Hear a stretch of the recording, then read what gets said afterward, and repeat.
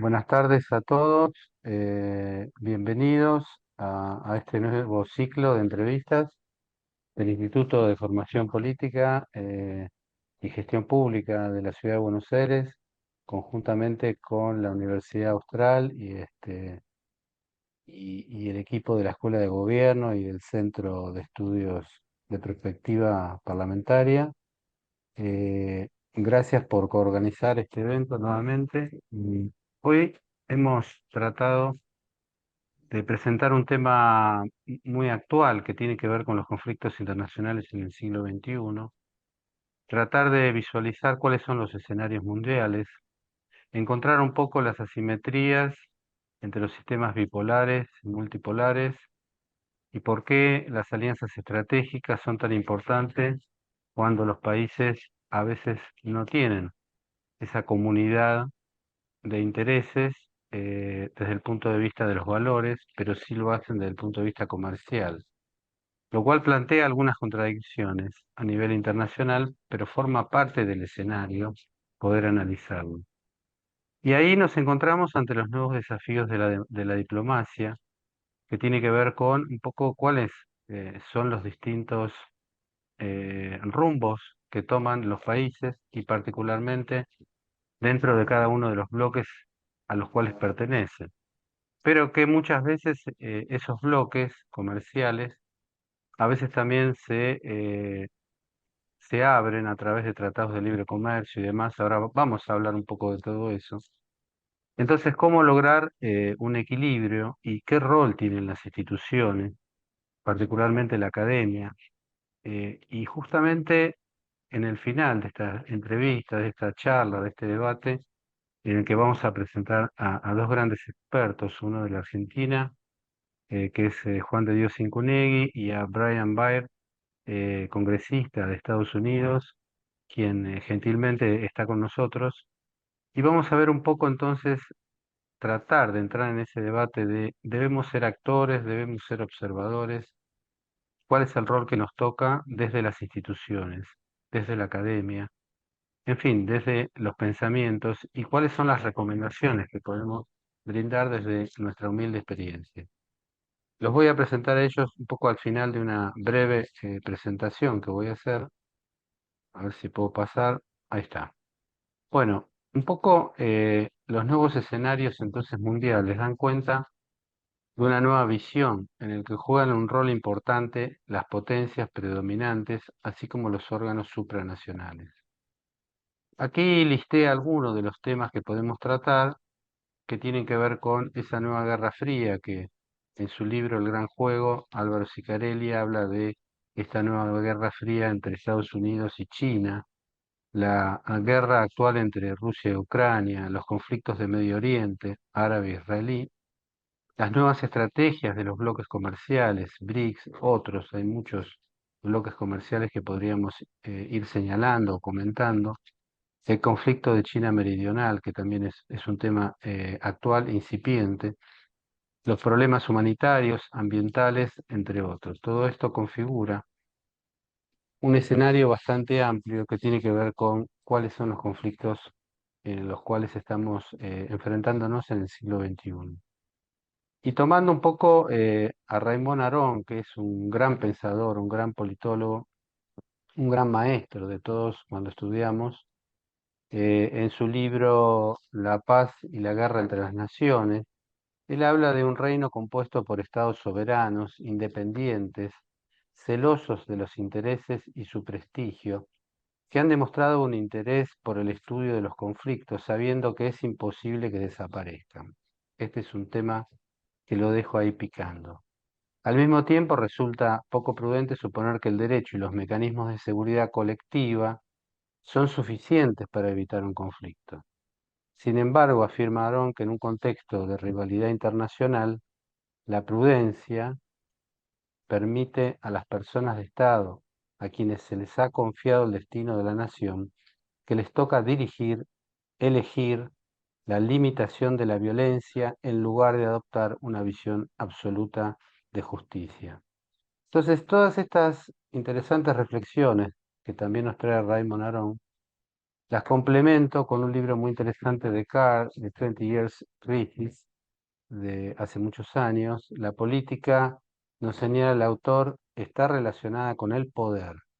El uso común del término política no aplica a todas las actividades del Estado, sino únicamente a aquellas que involucran conflictos de poder. Una vez que el conflicto ha sido resuelto, se convierte en un tema de rutina administrativa. El poder es un elemento esencial de la política, nos señala en el referido libro. Y entonces así quiero poco identificar algunos temas. ¿Cómo lograr un equilibrio en un mundo tan convulsionado por las luchas de poder, zonas de influencia, alianzas estratégicas, intereses económicos en pugna, donde nadie quiere ceder su posición? Es tiempo de identificar los problemas, formular propuestas, involucrarse, plantear debates y soluciones estratégicas aportando recomendaciones. Entonces nos preguntamos, ¿qué rol juegan las instituciones democráticas? La academia, los organismos internacionales, la diplomacia y la paradiplomacia.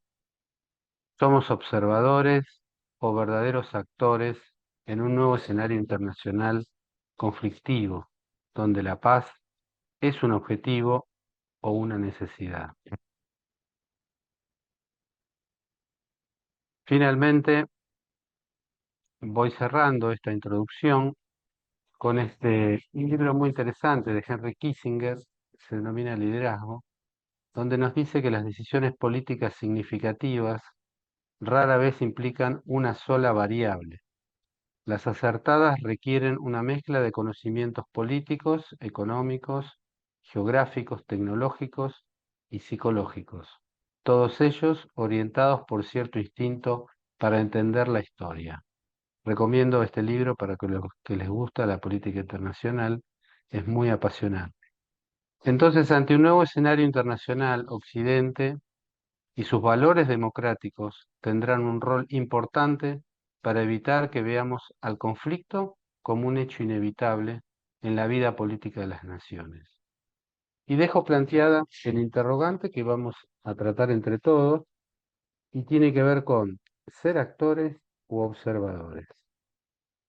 Bueno, voy a presentarles entonces a los expositores, primero en general, porque los currículos son muy largos y llevaría mucho tiempo. Simplemente el magíster Juan de Dios Cincunegui es un experto en derecho administrativo, planeamiento estratégico, gestión del Estado, diplomacia, parlamentos. Es director adjunto el del Centro de Estudios, en particular, esperen que se me fue acá, de Investigación y Perspectiva Parlamentaria y director ejecutivo de la carrera, la Diplomatura Internacional de Diplomacia Parlamentaria en la Escuela de Gobierno de la Universidad Austral. Bueno, tiene muchos más antecedentes, Juan, pero los voy a dejar acá. Compartimos las charlas interesantes en esta carrera tan linda que es la Diplomatura Internacional en Diplomacia Parlamentaria que él dirige, y en particular Brian Baird, también lo voy a presentar, es y ha sido, digamos, eh, congresista,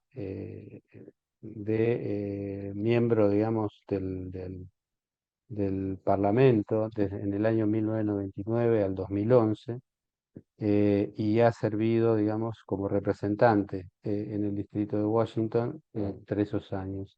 También tiene muchísimos antecedentes, pero ya lo van a escuchar, y además él habla bien español, haciendo un esfuerzo y se lo agradecemos, y estamos a disposición de todos para también las preguntas que quieran hacer para construir un interesante debate con dos expositores de lujo, como hoy hemos invitado con la Universidad Austral y el Instituto del Gobierno de la Ciudad.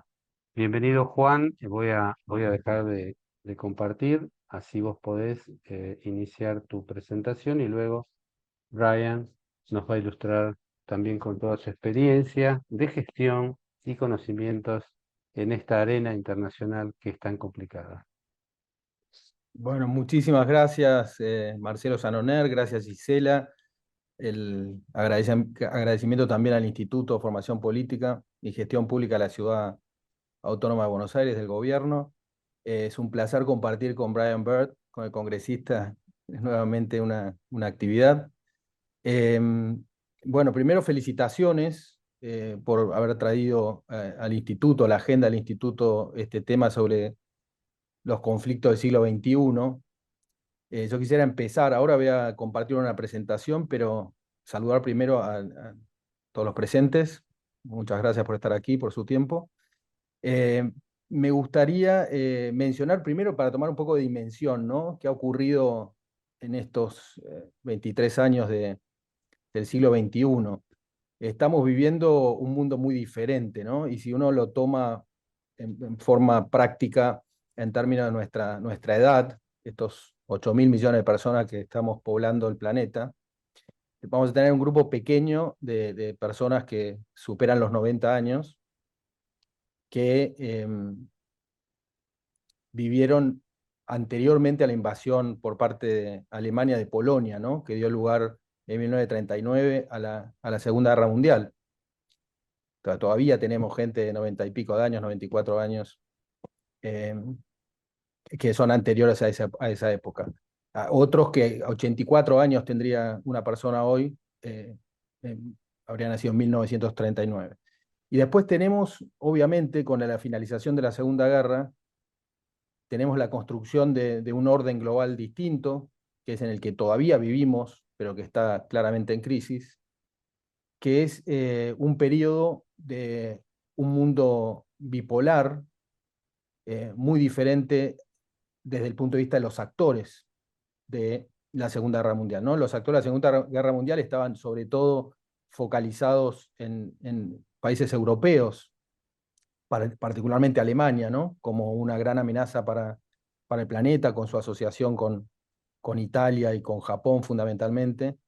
Eh, bueno, y del otro lado, obviamente, Francia, el Reino Unido, la propia Rusia y los Estados Unidos de América, que por su intervención en la guerra, de alguna manera se logró el éxito, de alguna manera salvar al mundo de las garras de lo que fue el nazismo. Este nuevo mundo, donde claramente quedó como un líder absoluto los Estados Unidos, y que fue un poco construido a la medida de los Estados Unidos, pero por supuesto en forma eh, compartida, en alianza con otras potencias del mundo. Es más, los propios Estados Unidos ayudaron a reconstruir la Europa de posguerra, con el famoso Plan Marshall, etc. Ese mundo fue un mundo donde rápidamente empezaron a competir dos potencias, los Estados Unidos con la entonces Unión de Repúblicas Socialistas Soviéticas, y ese mundo bipolar de alguna manera llega a su fin con el desmembramiento, la disolución de la Unión de Repúblicas Socialistas Soviéticas a fines de la década de los años 90 del siglo pasado. Y es muy curioso cuando entramos al siglo XXI, advertir que el 31 de diciembre de 1999, pocos días de ingresar al nuevo siglo, un personaje que era primer ministro en la ya Federación Rusa, ya disuelto 10 años atrás la Unión de Repúblicas Socialistas Soviéticas, era Vladimir Putin. Renuncia a Yeltsin, anuncia a todos los rusos de su renuncia como presidente, asume temporariamente Putin el gobierno de Rusia e inicia una era que llega hasta nuestros días, convocando elecciones en marzo del año siguiente, ya en el año 2000, y en marzo, el 26 de marzo, si no me equivoco, la gente lo vota y se convierte en presidente de la Federación Rusa, hasta nuestros días. Bueno,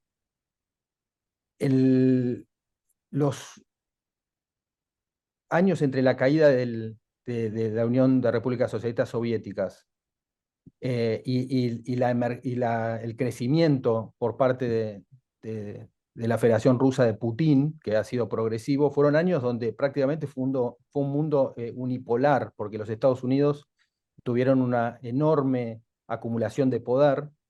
De hecho, se ve claramente lo que sucedió con la incorporación y el crecimiento de la OTAN, eh, que obviamente, como ustedes saben, la OTAN es la Organización del Tratado del Atlántico Norte, que es una alianza entre los Estados Unidos de América y un grupo de países europeos que justamente pretende defenderse de riesgos, sobre todo, es a nivel global, pero sobre todo focalizados en los países europeos, ¿no?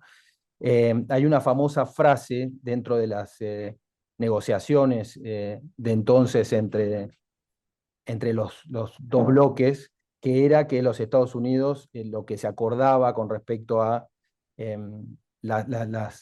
digamos, los límites fronterizos, etcétera, y cuál iba a ser el movimiento, porque era como un congelamiento entre los bloques, era que no se iba a tocar, no one inch, que es, no se iba a tocar ni un milímetro, digamos, del statu quo de entonces. Lo que sucedió es que sí se movió, eso obviamente generó un cierto desbalance para Rusia, en términos de Rusia, esto objetivamente, ¿no?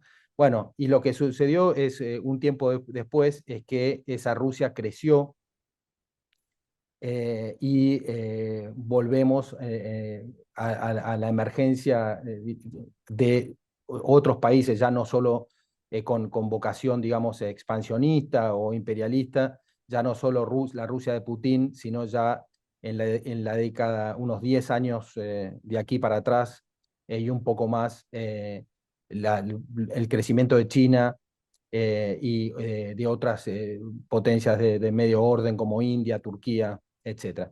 Entonces, hoy día, y aquí quiero, bueno, pero ¿por qué cuento esto? Y quiero volver al tema de la edad antes de hacer una pequeña descripción del tipo de mundo en el que vivimos.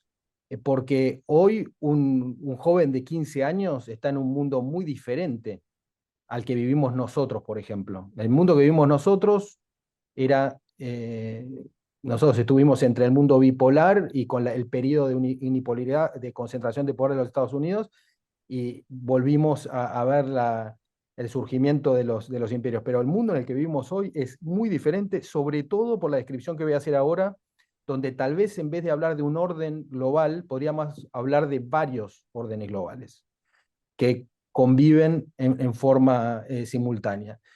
Y aquí hay que distinguir entre el orden político, del orden económico y el orden tecnológico. Entonces, en el orden, sobre todo militar, vamos a decir, en términos de conflictos armados, todavía los Estados Unidos y la OTAN son la fuerza más poderosa del planeta. No hay ninguna duda de eso. No tiene ninguna capacidad de superar a la fuerza militar de los Estados Unidos y de la OTAN, ni China, ni Rusia, no hay ni India, etcétera. Eso se puede medir no solo en términos de capacidades militares, sino además en términos de inversión en defensa, etcétera, es realmente todavía muy, muy superior. De todos modos, se va achicando con el tiempo. Entonces, ahí podemos decir que en cierta forma, en términos de conflicto armado, bueno, vamos a ver qué ocurre ahora por ejemplo, con el caso de Ucrania. Ahora vamos a hablar de eso más adelante. Pero lo que quiero decir es, ahí hay un claro liderazgo de Occidente, un claro liderazgo en términos militares. Cuando vamos al orden mundial en términos económicos, cambia muchísimo y ha cambiado muchísimo el mundo. Ahí sí tenemos un mundo, por un lado, bipolar con Estados Unidos y Chile y China. Fuertemente China ha crecido y sigue creciendo de un modo que, por supuesto, desafía claramente a la economía de los Estados Unidos y a los intereses de los Estados Unidos en el mundo. Además, China decidió jugar con las instituciones de Occidente, creadas por Occidente, y lo está haciendo de un modo muy particular, que obviamente ha puesto claramente a los Estados Unidos y a Europa, pero sobre todo a los Estados Unidos, en aprietos, aún jugando con las reglas de Occidente, ¿no? En las instituciones multilaterales como la Organización Mundial de Comercio y, por supuesto, otras instituciones, pero puntualmente hablando en términos económicos, en términos de economía. Y por último, tal vez el orden mundial más desafiante y más disruptivo en el que nos encontramos, y esto es un fenómeno de este siglo, claramente, es el fenómeno de la tecnología. Y es un fenómeno en el que los estados, además, que han ido progresivamente perdiendo poder y centralidad, eh, ya no juegan el rol preponderante o el rol dominante de la política internacional, donde tenemos sobre todo compañías tecnológicas, obviamente eh, asociadas a intereses de estados o de grupos de estados, pero tenemos una competencia en un campo de juego que vamos a ver ahora, donde realmente hay una gran incertidumbre con respecto al futuro, una gran incertidumbre con respecto al futuro, y por otro lado, claramente grandes riesgos que no se ve claramente que puedan ser mitigados y que seguramente también se reproduzca esta división de intereses en el mundo, sobre todo de Occidente y sobre todo la influencia de China, de Rusia, de Irán,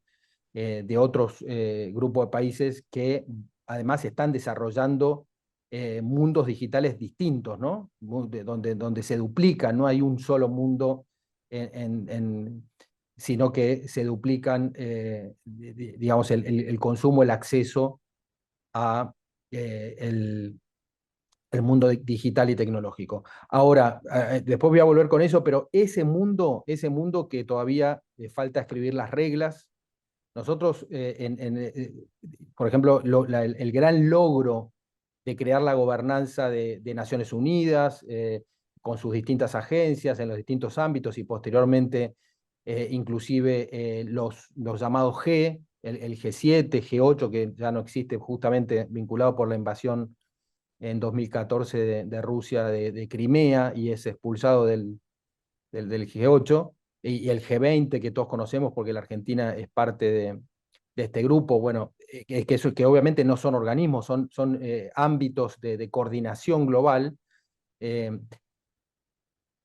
ese mundo es un mundo donde se pretende que sea un mundo basado en reglas, donde se respeten reglas internacionales justamente para garantizar la paz, para abordar desafíos globales de todo tipo, que además se han incrementado esos desafíos globales y son, digamos, desafíos que impactan directamente en lo local. Y cuando digo en lo local es en los estados-nación, pero también a nivel subnacional, en lo que serían las provincias argentinas, en las ciudades, en las localidades, para citar algunos de estos desafíos globales que no pueden resolverse en forma autónoma por un gobierno, cualquiera sea su dimensión. Está, por ejemplo, el crimen organizado. No hay forma de combatir el crimen organizado, sobre todo a gran escala, ¿no? El narcotráfico, la trata de personas, y muchos otros, bueno, ahora, y está directamente vinculado a este riesgo, los ciberataques, los ciberdelitos, etcétera. No se pueden, no se puede combatir con eso desde un pueblo o desde una provincia o desde un país. Hay que hacerlo ni siquiera en forma regional, hay que hacerlo en forma global para que sea exitoso. Eso en términos de seguridad, pero después tenemos el terrorismo, que es parecido, pero no es lo mismo, es otra cosa. Lo mismo ocurre con el terrorismo, lo mismo ocurre con la salud y lo hemos vivido con la pandemia. O sea, nadie podía resolver el problema de la pandemia en forma autónoma. Se necesitaba un mundo que aplicara determinadas estrategias, entre otras para la generación de vacunas y que obviamente que es algo que finalmente con matices benefició a todo el planeta, ¿no? Y terminó con la pandemia, vendrán otras y bueno, habremos tenido una enseñanza con respecto a eso. El cambio climático es otro aspecto que no puede resolver solo un país ni un gobierno subnacional. Bueno, todos estos aspectos, digamos, de alguna manera también ratifican la necesidad de vivir en un mundo basado en reglas que permita que primero sobrevivir al planeta, que sobrevivamos como humanidad, y obviamente con ciertos equilibrios, etc. Lo mismo con respecto a la proliferación de armas, particularmente las armas nucleares. Es la forma que encontramos para mantener cierto orden y no destruirnos unos a otros, que obviamente hay un riesgo de destrucción, claramente, y bueno, y la forma de mitigarlo es a través de cierta gobernanza a nivel global, ¿no? Entonces, lo disruptivo de este orden mundial tecnológico es muy disruptivo por muchas razones. Primero, porque no sabemos hacia dónde va ni los niveles que va a alcanzar, ¿no? Por ejemplo, la inteligencia artificial, ¿no? Que tanto se habla, que yo creo que obviamente como toda innovación científica o tecnológica puede aportar soluciones sobre todo al tipo de mundo en el que vivimos, ¿no? Superpoblado, con grandes demandas, ¿no? No es un mundo donde digamos, los seres humanos tenemos demandas pequeñas en términos de calidad de vida, etcétera, sino es un mundo globalizado, todo el mundo ve cómo se vive en otras partes, o sea, todo está es transparente y todo el mundo puede ver cómo ha aumentado la calidad de vida y la demanda de bienes y servicios para considerarse, digamos, una sociedad que tiene determinados niveles de desarrollo, ¿no? Y de calidad de vida de su gente.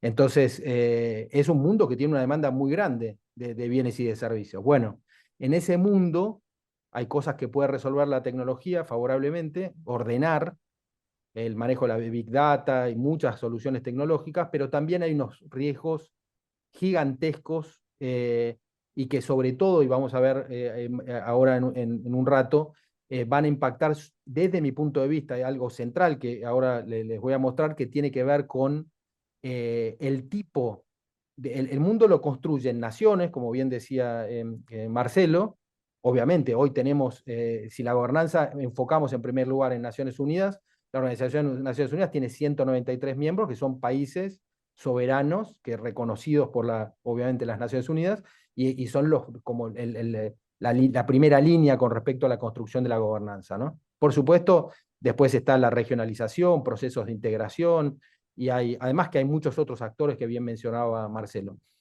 Eh, pero bueno, ahí viene la cuestión que tiene que ver con el tipo de mundo en el que vivimos. Yo creo que ya hay consenso respecto a la importancia de vivir en un mundo que respeta ciertos derechos, que les llamamos derechos humanos, y dentro de esos derechos y libertades está el sistema de gobierno, la forma cómo garantizar esos derechos, y tenemos una vocación por vivir en países democráticos, en democracias de calidad que garanticen esos derechos, garanticen libertades y al mismo tiempo generen progreso.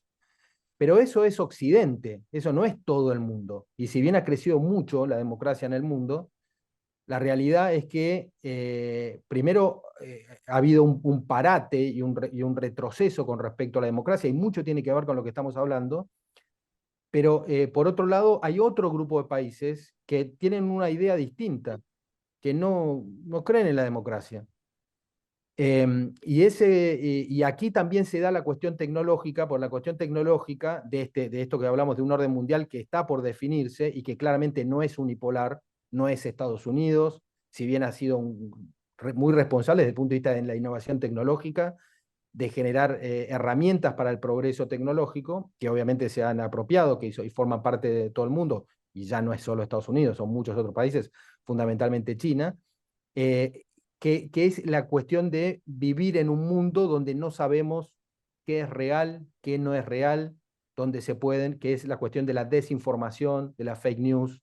Es muy complejo, es muy complejo. Y esto va por separado a la cuestión de la inteligencia artificial, pero está muy vinculado, ¿no? Fíjense, yo no sé qué les pasó a ustedes, pero en estas elecciones en la Argentina hubo mucho uso de inteligencia artificial, y en muchos casos nos preguntábamos, ¿esto es verdad? ¿No es verdad? Y todo el mundo se preguntaba, pues aparecían videos de personas que eran candidatos a la presidencia y con su voz, pero con su cara, etcétera, pero bueno, eran trabajamos con inteligencia artificial, ¿no? Entonces esa cosa de la pérdida de la realidad, del contacto con la realidad, la tergiversación de las cosas, algo muy peligroso, todavía es incipiente, pero claramente vemos que va a seguir desarrollándose la tecnología muchísimo más. Y les digo más, ahí tenemos con Brian Bird, un compañero que se llama Richard Young, que estuvo aquí de paso por la Argentina, que escribió un libro sobre la inteligencia artificial emocional, que obviamente no vamos a hablar de eso ahora, pero donde se está desarrollando, entre otras cosas, que la inteligencia artificial obviamente no tiene emociones, pero como aprende las emociones de la gente, actúa en función de la emocionalidad. No es, los algoritmos responden a la emocionalidad de los humanos. Bueno, Vos y sabés, por Juan, perdóname, Juan, me hiciste acordar, hay una película sobre la inteligencia artificial reciente, no sé si es alemana, hay muchas. eh, vos sabés que es increíble, ¿no? Y tiene que ver con la inteligencia artificial emocional, bueno, con los distintos roles laborales, pero también con lo emocional en su vida de pareja y cómo la inteligencia artificial le empieza a hacer modificar toda su vida a punto de que, y utilizo esta palabra que por ahí es para debate, estamos perdiendo la identidad, y la identidad en sentido amplio, digamos, ¿no? Creo que es un gran tema y justamente digamos, la identidad, la fake news respecto de la campaña electoral, ¿dónde estamos, no? Respecto de ¿Estamos ante un todo, sistema sí. democrático o ante un sistema artificial que se empieza a construir a partir de las redes, ¿no? Bueno, es muy interesante lo que estás planteando. Es muy interesante. Solo para que se queden con la idea, una de las cosas que se están desarrollando, ya se están desarrollando, es que si uno tuviese un robot desde que nace un bebé hasta que adquiere la adultez, ese robot con inteligencia artificial es el que mejor conoce que nadie absolutamente todo, hablando de una futurología, pero no tan lejos, de una persona que conoce los gustos, conoce absolutamente todo, ¿no? Eso, entonces, y eso es parte de la emocionalidad, porque los seres humanos respondemos a memoria, contextos de vida, bueno, pero si eso se pudiera concentrar, y ni hablar del machine learning, que es el hecho de que aprenden y se mejoran solas la tecnología y que no requiere de los humanos para mejorar, ¿no? Que tiene su propio sistema de aprendizaje, que obviamente eso ya existe y está en marcha. Pero bueno, entonces ese mundo, ese orden, siempre el mundo se divide en rule makers, rule takers, es una simplificación, pero los países que ponen las reglas y aquellos otros que siguen las reglas, ¿no? Claramente, bueno, los países que tienen menos incidencia, que tienen menos potencial a nivel global son los que siguen las reglas y los que ponen las reglas son las potencias, ¿no? Claramente. Entonces vamos a ver qué ocurre en este mundo que obviamente no es unipolar, es por un lado bipolar, pero es en realidad un mundo multipolar porque hay distintos grupos de potencias pugnando por intereses. Y en el tema tecnológico, claramente, van a fijar reglas, van a ir fijándose reglas, van a ir dividiéndose aparte las aguas, porque va a haber también, como ya empieza, los chinos usan sistemas distintos del mundo occidental, ¿no? Hablamos de 1.400 millones de personas, con más los países en los que tiene incidencia China, etcétera. Así que bueno, quería plantear esto primero como introductorio, no sé si fue un medio largo, y voy a tratar de ir rápido ahora a lo que vamos a ver ahora, que es el llamado pero me parecía importante la cuestión de la diferencia del mundo en que vivimos y los últimos 15 años han sido absolutamente eh, disruptivos y lo que viene, yo casi diría, y con esto me animo, creo que igual lo tengo por aquí, que es muy difícil predecir el futuro, es muy difícil predecir el futuro y casi que tenemos que esperar un año para ver qué va a ocurrir en los próximos 10 años, pero que no podemos hoy decir qué va a ocurrir porque tenemos que esperar a ciertos sucesos que vamos a ver en un minuto y que lo podemos aprovechar después a Brian Bird para que nos diga por qué esto que estoy anunciando es importante. Bueno, simplemente esto es la publicación de hoy, la tapa de la revista The Economist, que justamente es una suerte de introducción a lo que viene, ¿no? Cómo va a ser el mundo en 2024, perdón que tengo acá ahí las caras La introducción al mundo que viene en 2024, ahí ven obviamente algunas cuestiones de los grandes conflictos, ¿no? Putin con Zelensky, el caso de obviamente Federación Rusa con Ucrania, allí está Xi Jinping con Joe Biden abajo, y ¿por qué hay una urna en el medio? Porque el año que viene hay elecciones en los Estados Unidos, son todos los segundos martes, los segundos martes del mes de noviembre, así que poco, poco menos de un año vamos a tener elecciones en Estados Unidos y va a haber un nuevo presidente. Ese presidente puede ser Donald Trump. Y eso puede cambiar absolutamente la brújula de hacia dónde va el mundo. Absolutamente. Entonces, eso y otras cuestiones, ¿no? Con lo cual, seguramente va a hablar de eso después Brian, pero es muy difícil predecir el futuro, a menos que uno haga escenarios para anticipar el futuro, obviamente, con distintas hipótesis. Pero bueno, aún con esa hipótesis no se puede saber quién va a ganar las elecciones de Estados Unidos hoy día, ¿no? Desde mi punto de vista. O sea, todavía sería prematuro. Aquí solamente para poner un poco la complejidad en el mundo en que vivimos, Bruno Macaes es un ex secretario de Estado para Europa de Portugal, que dijo algo interesante desde mi punto de vista, porque estamos hablando de conflictos armados en este siglo XXI, conflictos armados o de violencia, ya vamos a ver, etcétera. Y básicamente tiene algo muy interesante desde mi punto de vista y fue recientemente publicado, que es que dice, el mundo está dividido en tribus geopolíticas y que uno puede analizar esta cuestión de las tribus geopolíticas a través de la respuesta de los líderes a dos fenómenos separados, pero que son transversales a todos, que son el conflicto, la crisis en Gaza, de Israel y Palestina, y Hamas, por supuesto, el grupo terrorista, y el caso de la Federación Rusa y Ucrania, ¿no? Entonces, en base a esto, yo no digo estoy de acuerdo con esto, simplemente hasta está llamativo, bueno, pero me parece interesante, divide un poco cuatro posturas diferentes, entonces dice, ahí están los universalistas, entonces nombra, por ejemplo, a Pedro Sánchez en España o Gabriel Boric en nuestra región, dice, son pro-Palestina, pero también son pro-Ucrania, ¿no? Ambas cosas, ¿no? Bueno, esos serían los universalistas. Los occidentalistas, que sería el Partido Verde, por ejemplo, en Alemania, o inclusive Joe Biden hoy día, Anthony Blinken, el secretario de Estado de los Estados Unidos actualmente, que son pro-Ucrania, pero anti-Palestina, ¿no? Esos serían los occidentalistas como más tradicionales. Y por otro lado, los anti-occidentalistas, lo pone a Lula de Silva o en general los intelectuales de izquierda, que son pro-Palestina y anti-Ucrania o más prorrusos.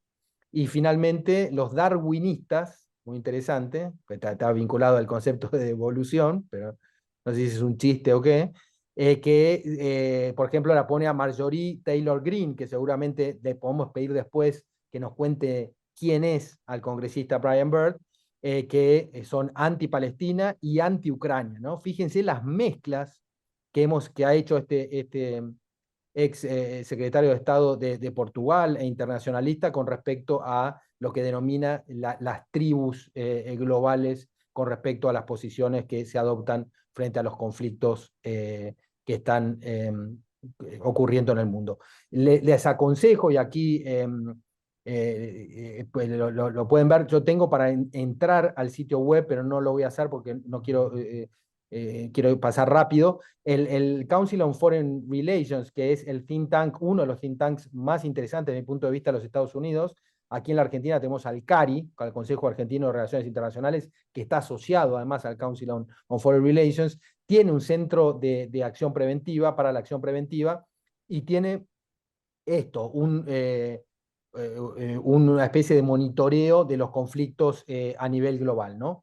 A mí me gustaría, porque quiero hablar de lo que planteó Marcelo Sanoner, que, que es un poco el rol de las instituciones, ¿no? Y particularmente hacer hincapié en una institución que desde mi punto de vista es muy importante y que además debe trabajar en forma concomitante, simultánea, con otras instituciones que no son la diplomacia oficial, ¿no? Que no son los jefes de Estado de gobierno, que ya vamos a ver cuál es el problema que se plantea hoy para la gobernabilidad a nivel global, justamente mirando a el modo como el mundo resuelve a través de los jefes de Estado y de gobierno de nuestros países los conflictos de todo tipo. Ya vamos a ver que es insuficiente y que se requiere de una diplomacia distinta y sobre todo de actores distintos, ¿no? Ya vamos a verlo con una articulación tendiente a, en forma colaborativa, poder lograr buenos resultados que no son solamente cuestiones de progreso en materia de paz, en materia de desarrollo, en materia de seguridad, etcétera, sino en materia de ambiente, bueno, que también ha planteado Marcelo en la convocatoria cuando nos la hizo, sino además para evitar los males. Son dos cosas. Una, intentar lograr progresos y lo otro, intentar evitar cuestiones que pondrían al mundo casi en una era de oscuridad, ¿no? Bueno, el caso de Ucrania creo que lo conocen obviamente todos. Hay esta es una guerra de agresión, una invasión de la Federación Rusa a estilos que no se veían desde la Segunda Guerra Mundial. Obviamente hay otros casos, inclusive de escala, uno que no voy a tratar, pero por ejemplo es el caso de Afganistán, pero ese se ubica digo, cuando fue la invasión rusa en el siglo pasado, a fines del siglo pasado. Pero en este siglo lo que está ocurriendo en Ucrania, ahora nos hemos sorprendido con el conflicto de Israel con Hamas y puntualmente en la Franja de Gaza. Pero esto que ha ocurrido con la invasión a Ucrania es realmente un absoluto retroceso. Hoy día Ucrania ha logrado recuperar el 54% del territorio ocupado por los rusos, que aún ocupan un 18% del país. Aquí hablamos de la situación, pero no la situación anterior al 2014, porque Rusia ya había invadido, que es el caso de Crimea, Ucrania en el 2014. Bueno, para que ustedes sepan, miren, hay un artículo publicado en la revista que se llama de Council on Foreign Relations, se llama Foreign Affairs. En diciembre del 2021, dos especialistas estadounidenses publican una nota, desde mi punto de vista, excelente, que dice va a invadir la Federación Rusa Ucrania y van a morir 50.000 soldados rusos. Bueno, para que ustedes sepan, ya el número de bajas llega al 500.000 de personas en el conflicto y Rusia ha perdido más de 200.000 miembros que obviamente, además del costo en pérdida de equipamiento, el problema obviamente en términos económicos, pero tiene socios, pero está podemos decir, en una lucha contra el tiempo, ¿no? Porque Rusia debe sostener una guerra que le es muy costosa desde todo punto de vista. Pero aquí hay otro aspecto que es el que me interesa destacar, que es el que tiene que ver con, por un lado, obviamente, lo que significa para el mundo, la expansión de este tipo de conflictos a otras partes de Europa, ¿no? Y que la escalada de la violencia, ya no solamente en Ucrania, sino particularmente también ahora con el caso de Israel con Palestina, pueden llegar a generar, bueno, situaciones muy complejas desde el punto de vista de la seguridad global y que por supuesto como argentinos tenemos que estar atentos y tenemos que intentar que nuestro gobierno, que nuestros políticos, que nuestras universidades, que bueno, todos aquellos que tienen algún rol, digamos, o que son estudiosos o están vinculados al resto del mundo, adviertan y traten de ayudar a dar una solución a estos problemas, por lo menos que no sigan creciendo, ¿no? Lo mismo en Medio Oriente, obviamente, es un gran riesgo, ahí hay un nivel de riesgo altísimo. Pero fíjense, está la cuestión humanitaria, que esto es lo más dramático. Ya hay más de 22.000 víctimas civiles producto de la guerra de agresión de Ucrania, y la otra cuestión es ya no víctimas fatales, sino lo que significa la pobreza, lo que significa el sufrimiento de millones de personas que deben desplazarse, deben irse de sus lugares de origen, abandonar sus hogares, obviamente la división de las familias, ¿no? Ni hablar. Por ejemplo, en Ucrania, básicamente más de 10 millones de personas se fueron inmediatamente después de la guerra, ucranianos, dejando obviamente a la mayoría de los hombres para luchar esta guerra contra la Federación Rusa como un invasor, ¿no? Dentro del territorio ucraniano, ¿no? Y para que ustedes sepan, hoy tenemos prácticamente entre desplazados a otras partes por afuera de sus países y desplazados internos, estamos en el orden de los cientos de millones de personas, ¿no? Una situación muy compleja para el mundo y además que plantea un imperativo ético, ¿no? Que hacer, ¿no? Con la cantidad de gente en riesgo que tiene nuestro planeta, realmente algo bestial. También quería comentar la fatiga que implica, que aquí también está el gasto militar para la OTAN, pero sobre todo para los Estados Unidos. Ucrania ha recibido, ustedes piensen, 350 billones de dólares, o sea, 350.000 millones de dólares. Para hacer un comparativo serían 7 veces y un poco más, casi 8 veces el préstamo que recibió la Argentina en el año 2018 del FMI, que fue el préstamo más importante en la historia del FMI. Bueno, estos son 7 préstamos más importantes en la historia del FMI. Imagínense si este dinero se pudiera utilizar para el bien, para desarrollar, luchar contra la pobreza, etcétera, y lamentablemente debe ser invertido en un país solamente que obviamente está destruido y va a estar cada vez peor para defenderse de un país agresor, ¿no? Bueno, de esos 350 billones de dólares, 77 billones son puestos por los Estados Unidos, que no tiene un frente interno pacífico, porque una de las cuestiones que no mencioné y aprovecho para mencionar aquí es que en el mundo se están obviamente viviendo situaciones de crisis, de agotamiento de la economía, de altos niveles de inflación, obviamente con situaciones sociales de generación de pobreza, de nuevos pobres, de indigentes, etcétera, con lo cual no vivimos en un mundo, digamos, con niveles de paz y de progreso, sino que vivimos en un mundo muy convulsionado, y esto es en todas partes del mundo, pero sobre todo lo están viviendo las democracias del mundo. Y ahora voy a hacer una referencia a eso. Paso esto y quiere hacer esta relación entre los conflictos y cómo está el mundo dividido en términos democráticos. Hay muy pocas democracias en el mundo que sean democracias plenas. Para que ustedes sepan, allí están full democracies, que son muy poquitas, son las que ven en azul. Son básicamente los países nórdicos. Y, por ejemplo, en la región de las Américas, toda América, solamente Canadá, Costa Rica y Uruguay son consideradas democracias plenas, y el resto son consideradas democracias con grandes déficits, obviamente en la que está la Argentina, y que también un poco menos ingresa a los Estados Unidos a partir de la presidencia de Donald Trump. Los Estados Unidos pierde el estatus de democracia plena con la presidencia de Donald Trump, y obviamente no está en los niveles de Argentina y otros países de la región, que son democracias deficitarias, son democracias que tienen grandes problemas institucionales, y que obviamente deben corregir porque afectan no solo las libertades, sino además los derechos humanos, su desarrollo, etc. Y luego tienen regímenes híbridos. En los regímenes híbridos van a encontrar inclusive donde hay niveles de totalitarismo, de autoritarismo, etc. Y luego ya los regímenes directamente autoritarios, ¿no? Algunos son abiertamente autoritarios y otros donde, por ejemplo, están suprimidas inclusive el derecho a votar, el derecho a ser elegido, o sea, no hay derechos políticos, no hay derechos de ninguna especie, y también están aquellos que aún con elecciones, que son los denominados populismos, son elecciones formales. Ya no vivimos en el siglo pasado donde una democracia se definía solamente por el voto. Si se llamaba elecciones, listo, hubo elecciones, gane quien gane, es un país democrático. Eso no existe más. Para tener una democracia hay distintos niveles de democracia y también hay distintos niveles de autocracias, y hay autocracias que no es que son democráticos, sino autocracias con elecciones, que es algo distinto de la democracia, ¿no? Es importante porque los conflictos armados tienen mucho que ver con el nivel, con los actores, si los actores son o no son democráticos.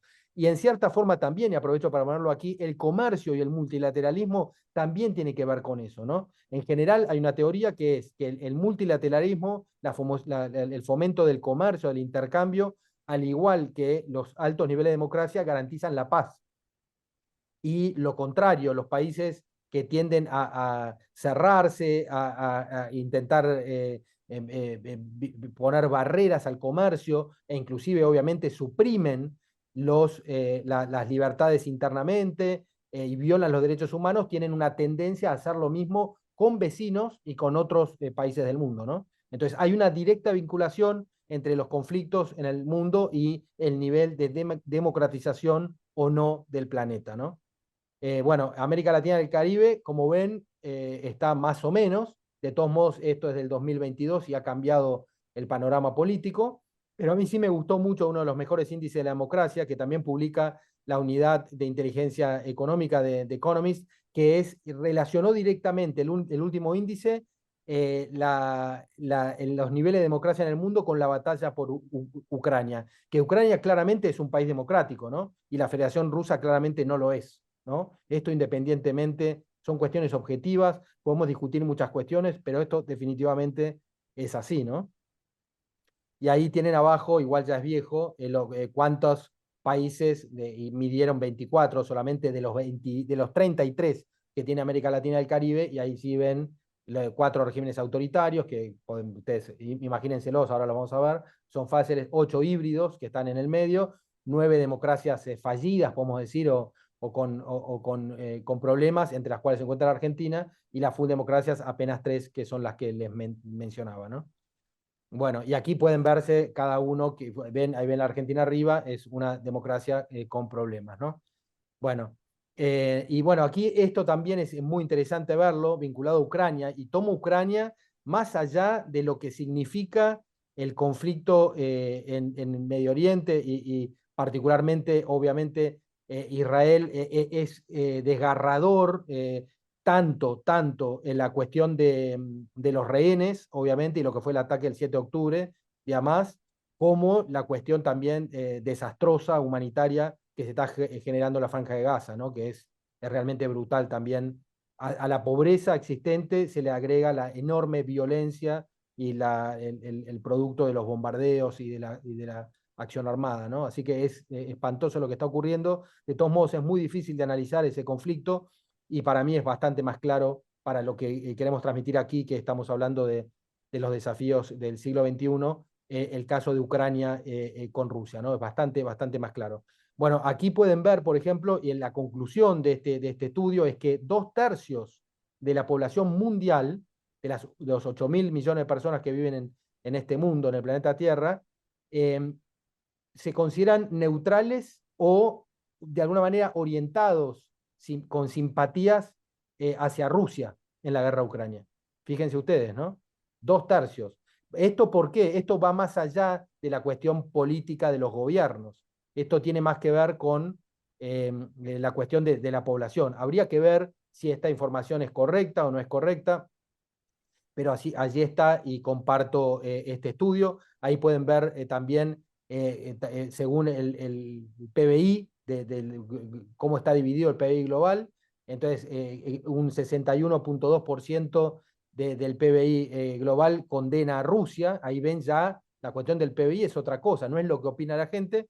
Después tienen los que tienen una orientación, digamos, que más de apoyo a Occidente, pero de simpatía, luego tienen neutral y luego tienen simpatía con Rusia o directamente que apoyan a Rusia, ¿no?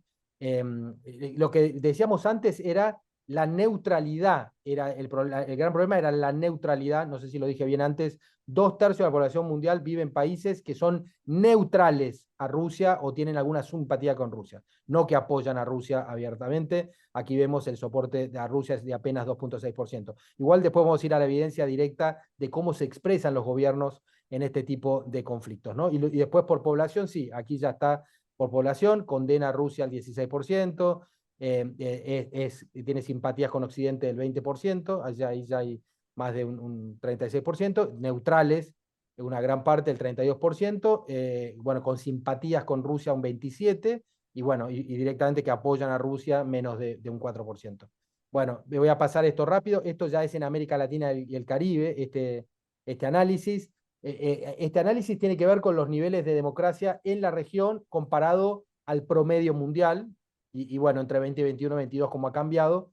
Miren, simplemente con respecto a esto, aprovecho para contarles en una charla que dio un contraalmirante Smith, de apellido muy bueno en los Estados Unidos, retirado, que gracias a Brian Bird pudimos conversar con él el día de ayer, y decía que había una gran preocupación en Estados Unidos porque 40% de los jóvenes no creían de alguna manera en la democracia y podían aceptar alguna, digamos, fórmula con rasgos de populismo, de autoritarismo, etcétera. Bueno, en la región, medido en toda la región de América Latina y del Caribe, el promedio de abrazo, de adhesión a la democracia es de apenas 26%.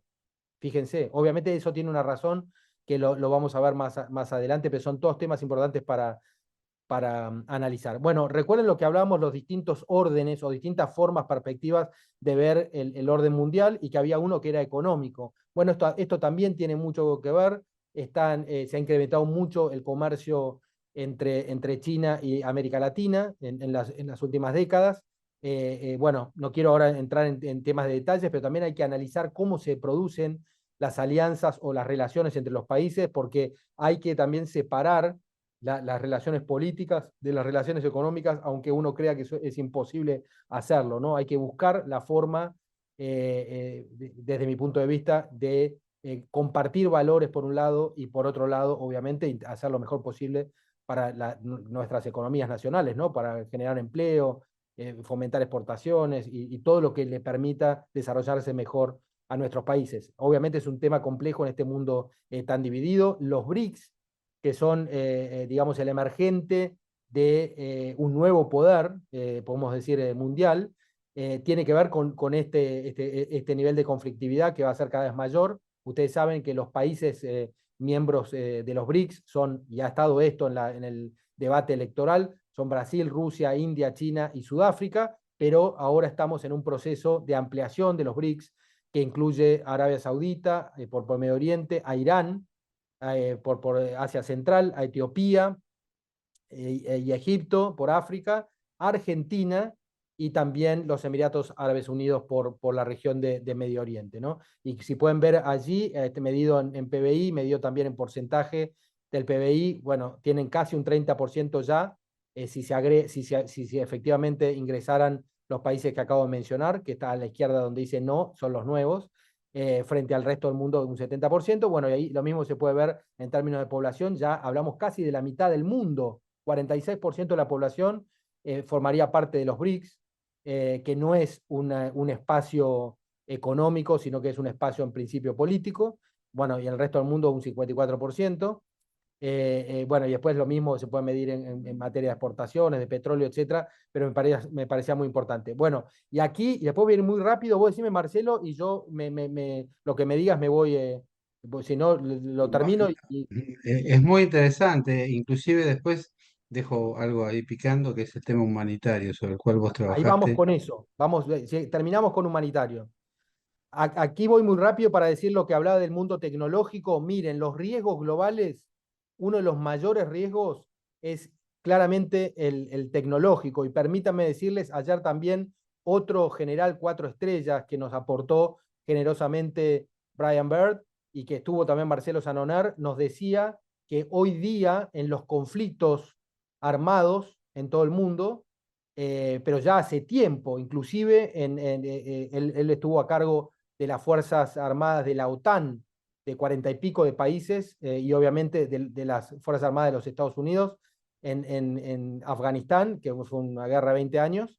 Estuvo en un periodo importante de esa guerra. Ya en esa época había mucha influencia con respecto a las tecnologías de la información y la comunicación. Hoy día han tenido un crecimiento exponencial y él decía que hoy el mayor desafío en un conflicto armado no es el frente físico, no es la lucha en Gaza, no es en Kiev o en el Donbass, no es eso, eso es un 20% del conflicto. Lo más importante, lo dijo una persona, un veterano, pero muy importante y un verdadero referente en materia de liderazgo, el 80% es comunicación, es el modo como el mundo y todos los distintos actores perciben ese conflicto que se da a nivel físico. El 80%. Bueno, fíjense lo que ocurrió desde la invasión de la Federación Rusa a Ucrania en América Latina. Vean ustedes este cuadro.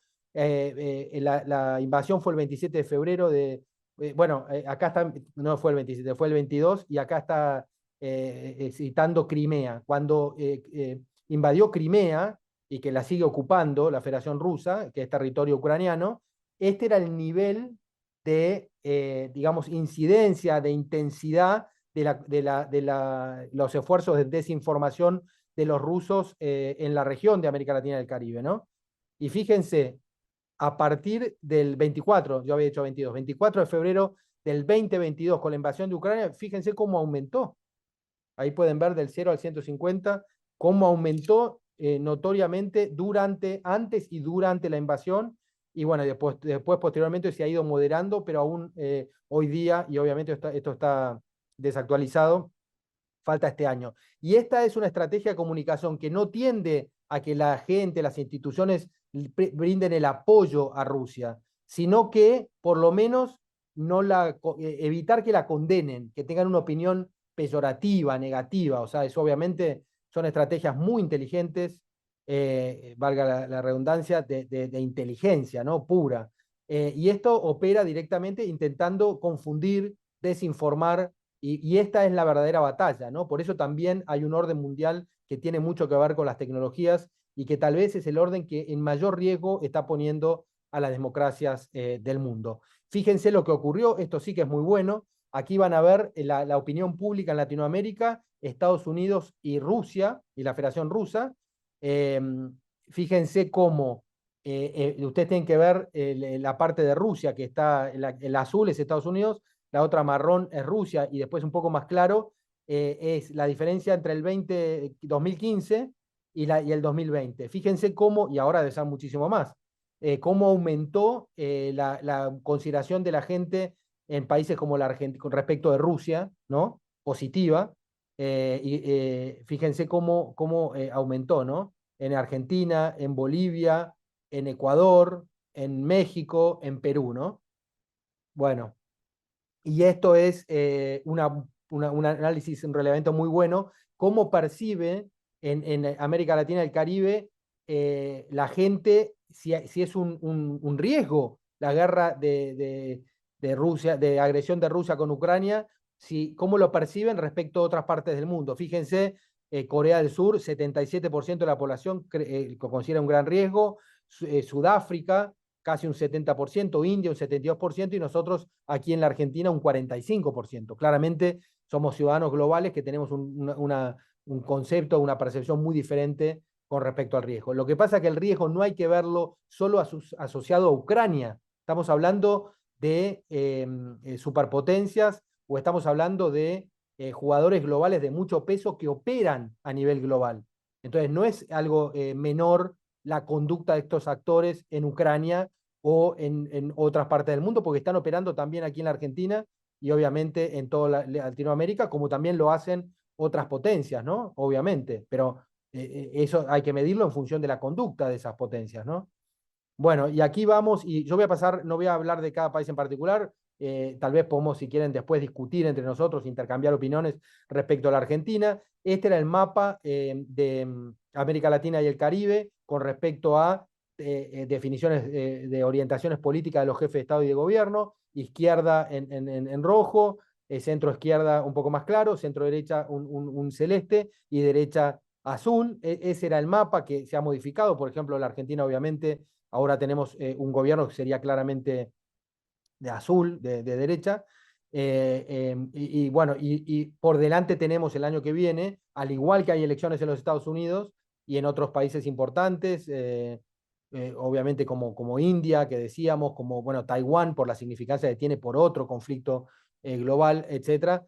Qué lástima no les mostré, pero después les voy a pasar la presentación a través de Marcelo y vean el monitor de conflictos globales, porque ahí tocan y pueden ver en tiempo real todos los conflictos en el mundo y los potenciales, digamos, escalamientos de estos conflictos, y muy completo realmente. Obviamente está el mar de China Meridional, está, bueno, después vamos a hablar aquí en la región, también tenemos un conflicto en puerta, pero ya lo vamos a ver. Entonces, hay ¿Por qué elecciones en no? ¿Y por qué no, Juan, agregando a ese mapa tan interesante que vos planteas, Ese está atrás, también pero para ir elección? rápido, ese mapa está atrás, se meten con mi Por presentación supuesto. y ven todo, sí, sí. Bueno, se vienen No, no, esto, a las elecciones, digamos, en Rusia, digamos, o sea, más allá de su doble juego que no es democrático, digamos, puede haber un cambio. No, pero eso pues, va a ir más allá de las elecciones. Las elecciones ahí no son el factor, sino el factor es el liderazgo de Putin. O sea, depende qué ocurra con el Exactamente, liderazgo de Putin, que puede llegar. exactamente. Sí, que obviamente es todo un tema, que ayer también lo decía el general McChrystal, ¿no? Que hay que ver también y anticiparse qué puede ocurrir si hay un deterioro importante político en la Federación Rusa, porque son cosas que no se pueden dejar libradas tampoco al desorden de eventualmente de un cambio de régimen, ¿no? En países que son potencias nucleares. O sea, el tema es complejo. Yo siempre digo, vivimos en peligro, o sea, el planeta Tierra enfrenta graves riesgos de extinción, ¿no? Y parece algo menor, pero no lo es la realidad. Queramos o no, ¿de quién depende? Y eso es lo importante. ¿De quién depende evitar esos riesgos e inclusive progresar y hasta hacer una mejora desde todo punto de vista para el planeta Tierra, para todos nosotros como seres humanos? Depende de cómo se va a evolucionar un orden mundial, justamente, es el orden de gobernanza mundial. Y acá digo algo que a mí me fascina, que obviamente eh, eh, eh, este hombre, ¿cómo se llama? Que me lo olvido. Tengo el libro acá al lado mío, Harari, pero me acuerdo, me olvido el nombre de pila. Bueno, Harari, israelí.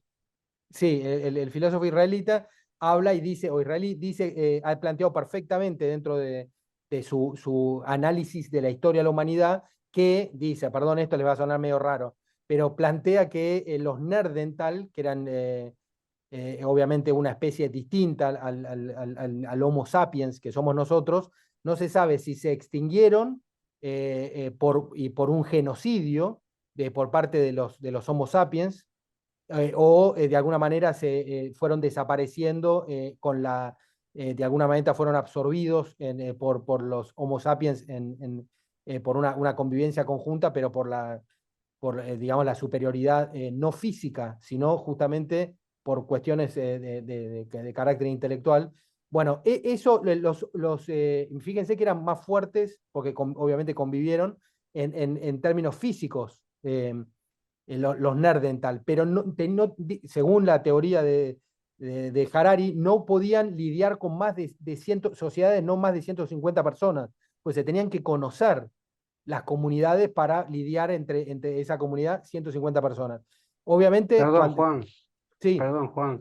Vos sabés que dos asistentes nos ayudaron. Yuval se llama, Yuval Harari. Yuval, exacto. Agradezco a Yuval Sebastián Noel y a Harari, exacto. Ahora me lo acuerdo perfecto. exacto, y a Lourdes, que también escribieron en el chat. Y a propósito del libro este, los recomiendo muchísimo, y vos también, su Sí, lectura, porque también tiene que ver, como vos estás planteando, varios libros, con sí, los conflictos internacionales, porque en totalmente. realidad, exactamente, Homo sapiens tiene que ver mucho, y la lectura habría que hacerla muy detenidamente de ese libro, porque es muy, muy interesante. Sí, y esta cuestión, Marcelo, que es importante, que el ser humano, el Homo sapiens, el que conocemos hoy, que obviamente somos nosotros, logró que la inmaterialidad, generó religión, el concepto de religiones, temas inmateriales como las personas jurídicas, los sistemas políticos, bueno, el comercio, todo lo que ha creado la legislación, todo lo inmaterial maravilloso que ha generado el ser humano tal como lo conocemos hoy día. Bueno, el progreso, obviamente, con todas sus falencias, pero claramente con una mejora respecto del pasado. Y eso, estamos en un momento donde sí pasamos de un mundo que es el mismo mundo, el mismo planeta, pero que tiene, a partir más o menos creció, superó los 1.000 millones de habitantes ahí por el principio del siglo XIX, y hoy llega a 8.000 millones de habitantes. Ese mundo que está en el mismo planeta tiene que cambiar porque se ha vuelto un mundo global que requiere de gobiernos globales. No digo un gobierno global, pero alguna forma de articulación que permita lo que hablábamos al principio, dar solución, superar e inclusive aprovechar la innovación científica, tecnológica, con buenas intenciones, porque si no, el mundo, como a nosotros nos conocemos los humanos, vamos a desaparecer. Más aún, Harari habla del Homo Deus, que es un hombre distinto al homo sapiens, a nosotros, que es una especie de mezcla, como una cosa de futurología, entre el hombre y la tecnología y la biotecnología, es decir, que la ciencia genera un hombre nuevo, que no seríamos nosotros, ¿no? Claramente, no seríamos los seres humanos de hoy día, sería un tipo más avanzado para un mundo distinto. No sé, pero en definitiva digo esto porque realmente estamos en un momento, el mundo, donde enfrenta grandes desafíos, grandes riesgos y que dependen básicamente de nuestra capacidad de lograr superarnos, como lo hemos hecho en la historia de la humanidad, claramente, lograr superarnos. Vuelvo a América Latina y el Caribe, simplemente aquí para que vean, hay un informe del Congressional Research Service, que lo conoce muy bien Brian Bird, porque es como una especie de think tank o centro de investigación del Congreso de los Estados Unidos, que tiene muy buena información, actualizado octubre del 31, y ahí explica cada presidente de América Latina y el Caribe, hace un gran trabajo, si bien también hubo cambios, con sus particularidades. 33, y ahora voy a Ucrania, a la parte dura, rápido. 33 países en América Latina y el Caribe son miembros de las Naciones Unidas. 33 de 193 países. ¿Qué quiere decir? Además, es un país soberano, un miembro, un voto. Entonces, estos votan y vale lo mismo en la Asamblea General, no en el Consejo de Seguridad, pero en la Asamblea General vale lo mismo el voto de Estados Unidos que el voto de Antigua y Barbuda o el voto de San Vicente y las Granadinas, ¿no? Que son países islas. Muy pequeños. Pero bueno, ese es el sistema de Naciones Unidas. Obvio que está el Consejo de Seguridad. Pero fíjense qué ocurrió, y aquí quiero ir a la cuestión realmente de fondo. Fíjense qué ocurrió con Ucrania. Se pueden medir 7 resoluciones que hubo de la Asamblea General de Naciones Unidas vinculadas a Ucrania, y empiezo a propósito con Crimea en el 2014, y después, luego de la invasión, que ya dijimos fue el 24 de febrero del año pasado, viene la primera resolución, que fue básicamente sobre el rechazo de la agresión contra Ucrania de la Federación Rusa. Así fue titulada la resolución, que obviamente si la pongo aquí es porque fue aprobada. Luego viene otra que tiene que ver con las consecuencias humanitarias, otra vez utilizando los términos guerra de agresión de Rusia contra Ucrania. Si está acá es porque significa la mayor cantidad de países del mundo votó esta resolución, ¿no? Por eso fue aprobada, digo, de vuelta. Luego otra que tiene que ver con suspender directamente a Rusia del Consejo de Derechos Humanos de las Naciones Unidas, justamente por la generación de sufrimiento sobre civiles, sobre población civil en Ucrania. Y luego en octubre hubo otra rechazando los referéndums que hizo en territorio ucraniano ocupado, hizo rápidamente unos referéndums inválidos y anexó esas regiones a Rusia, a la órbita o a la influencia en Rusia, queriendo separarlas, aprovechando la ocupación, ¿no? También fue rechazado. Luego, medidas para la reparación del daño, le están diciendo a Rusia, mire, usted va a tener que pagar todo el daño que está haciendo, lo va a tener que pagar, el pueblo ruso va a tener que pagar indemnización por todo lo que están haciendo cuando supuestamente pierda la guerra, es la hipótesis con respecto a esto. Y por último, un llamado a la paz, que fue la última resolución en marzo del 2023. Pero fíjense qué ocurrió. Y antes de ir a esto, solamente les digo, vamos a ver en paralelo ahora las Naciones Unidas, que es el sistema de gobernanza global de los ejecutivos, de los jefes de Estado y Gobierno, que estos jefes de Estado y Gobierno son parte de este nuevo mundo tecnológico, donde, por ejemplo, tenemos la diplomacia del tweet, donde usan Twitter los presidentes para contestarle a otro presidente o para opinar respecto a un conflicto global, lo cual se pierde toda la capacidad que tiene un Estado para poder analizar a través de su máximo representante, que es el jefe de Estado y de Gobierno, qué es lo que van a decir por lo sensible, lo complejo de este tipo de conflictos. Entonces estamos en un mundo donde los jefes de Estado y de Gobierno tienen una libertad donde prácticamente se está volviendo menos democrático, porque no se escucha o se vuelve obsoleto o lento el rol, por ejemplo, de los parlamentos, donde están representados todos los partidos políticos y todos los tipos de personas en términos geográficos. Por ejemplo, en la Argentina, las 23 provincias más la Ciudad Autónoma de Buenos Aires, no importa, la izquierda, la derecha, bueno, todo el mundo representado, las distintas culturas, digamos, y tradiciones, etcétera. Eso es un país democrático y plural. Cuando la política exterior, que cada vez es más compleja, queda en manos de líderes que encima son líderes antidemocráticos, obviamente eso es una amenaza para las democracias, pero además una amenaza para el mundo. Entonces vamos a comparar una plataforma que tiene que ver con los conflictos globales, que es la plataforma de la diplomacia parlamentaria con la diplomacia oficial. Entonces, para la diplomacia parlamentaria vamos a utilizar las Naciones Unidas, los parlamentos, que tiene su grupo geopolítico, que es América Latina y el Caribe, y obviamente solo hablo de esta región porque es nuestra región, que está en la Argentina y obviamente nuestros países latinoamericanos. Bueno, en vez de 33 miembros, como tiene Naciones Unidas, en estas Naciones Unidas, en los parlamentos, hay 26 hasta ahora, porque la mayoría de los que no están son los países isla del Caribe, que todavía no se han incorporado. Y después algo, bueno, nada, el último que se incorporó, para que ustedes sepan, en octubre, porque se está haciendo un gran esfuerzo, se incorporó Bahamas, que fue muy bienvenido y la idea es llegar a los 33 países. Bueno, después para que sepan, actualmente este grupo geopolítico está liderado por tres líderes políticos latinoamericanos. Uno es Sofía Carvajal, que es una diputada de México, muy buena. Mansur Nadir, perdón, que es el presidente del Parlamento de Guyana. Luego vamos a hacer una referencia con respecto a Guyana, y que obviamente conocen bien, un país del Caribe que, bueno, se ha descubierto petróleo, va a cambiar la historia de Guyana, va a ser país mucho más próspero. Y luego tenemos a una argentina que es una senadora nacional, se llama Lucila Krexel, que la han elegido vicepresidenta segunda. Bueno, así que alguna influencia podemos tener aquí, por lo menos a través de eso.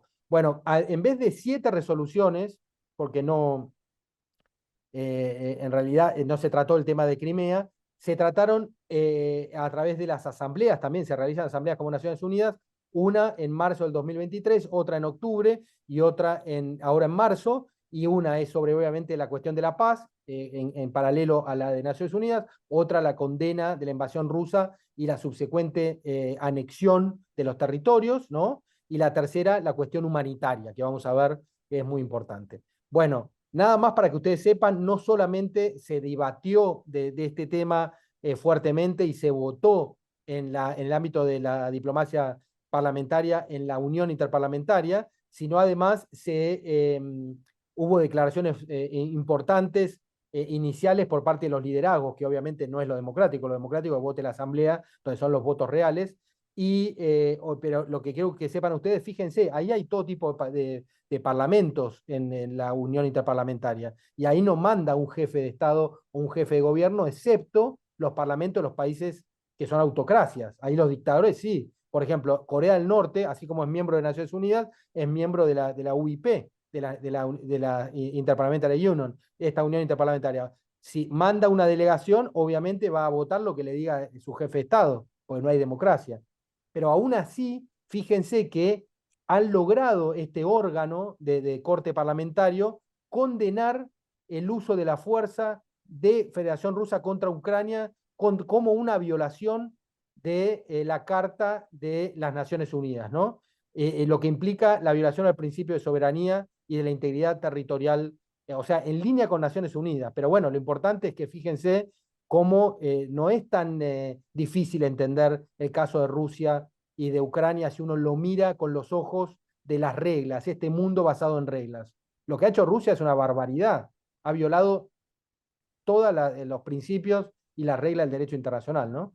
Y además ha dicho el liderazgo, antes de llegar a las resoluciones de la Asamblea, que esto implica un riesgo para la seguridad global. Y eso es lo importante. Si es un riesgo para la seguridad global, es un riesgo para Argentina, para Chile, para Uruguay, para Bolivia, para Brasil, para todo el mundo. Es la seguridad global, ¿no? Bueno, y después tuvo Un una cosa. dato, un Sí, dato, Juan, perdón que te por interrumpa, favor. me quedan 5 minutos. Sí, También complementando, y vos me corregirás, vemos, digamos, declaraciones muy importantes del sistema y de la Unión Interparlamentaria, declaraciones en donde la paradiplomacia tiene un rol importante en la agenda internacional, pero a la vez acá coexisten sistemas unitarios y federales. sí, Esto, totalmente. esto tiene que ver también con la importancia de la Unión Interparlamentaria, ¿no? Así que no solo es volumen, sino es contenido, volumen y y es contenido. forma de gobierno, y es sistema jurídico, y entonces todo ello termina dando buenos resultados cuando hay buenas gestiones también, ¿no? Así que Exacto. quería comentar esto.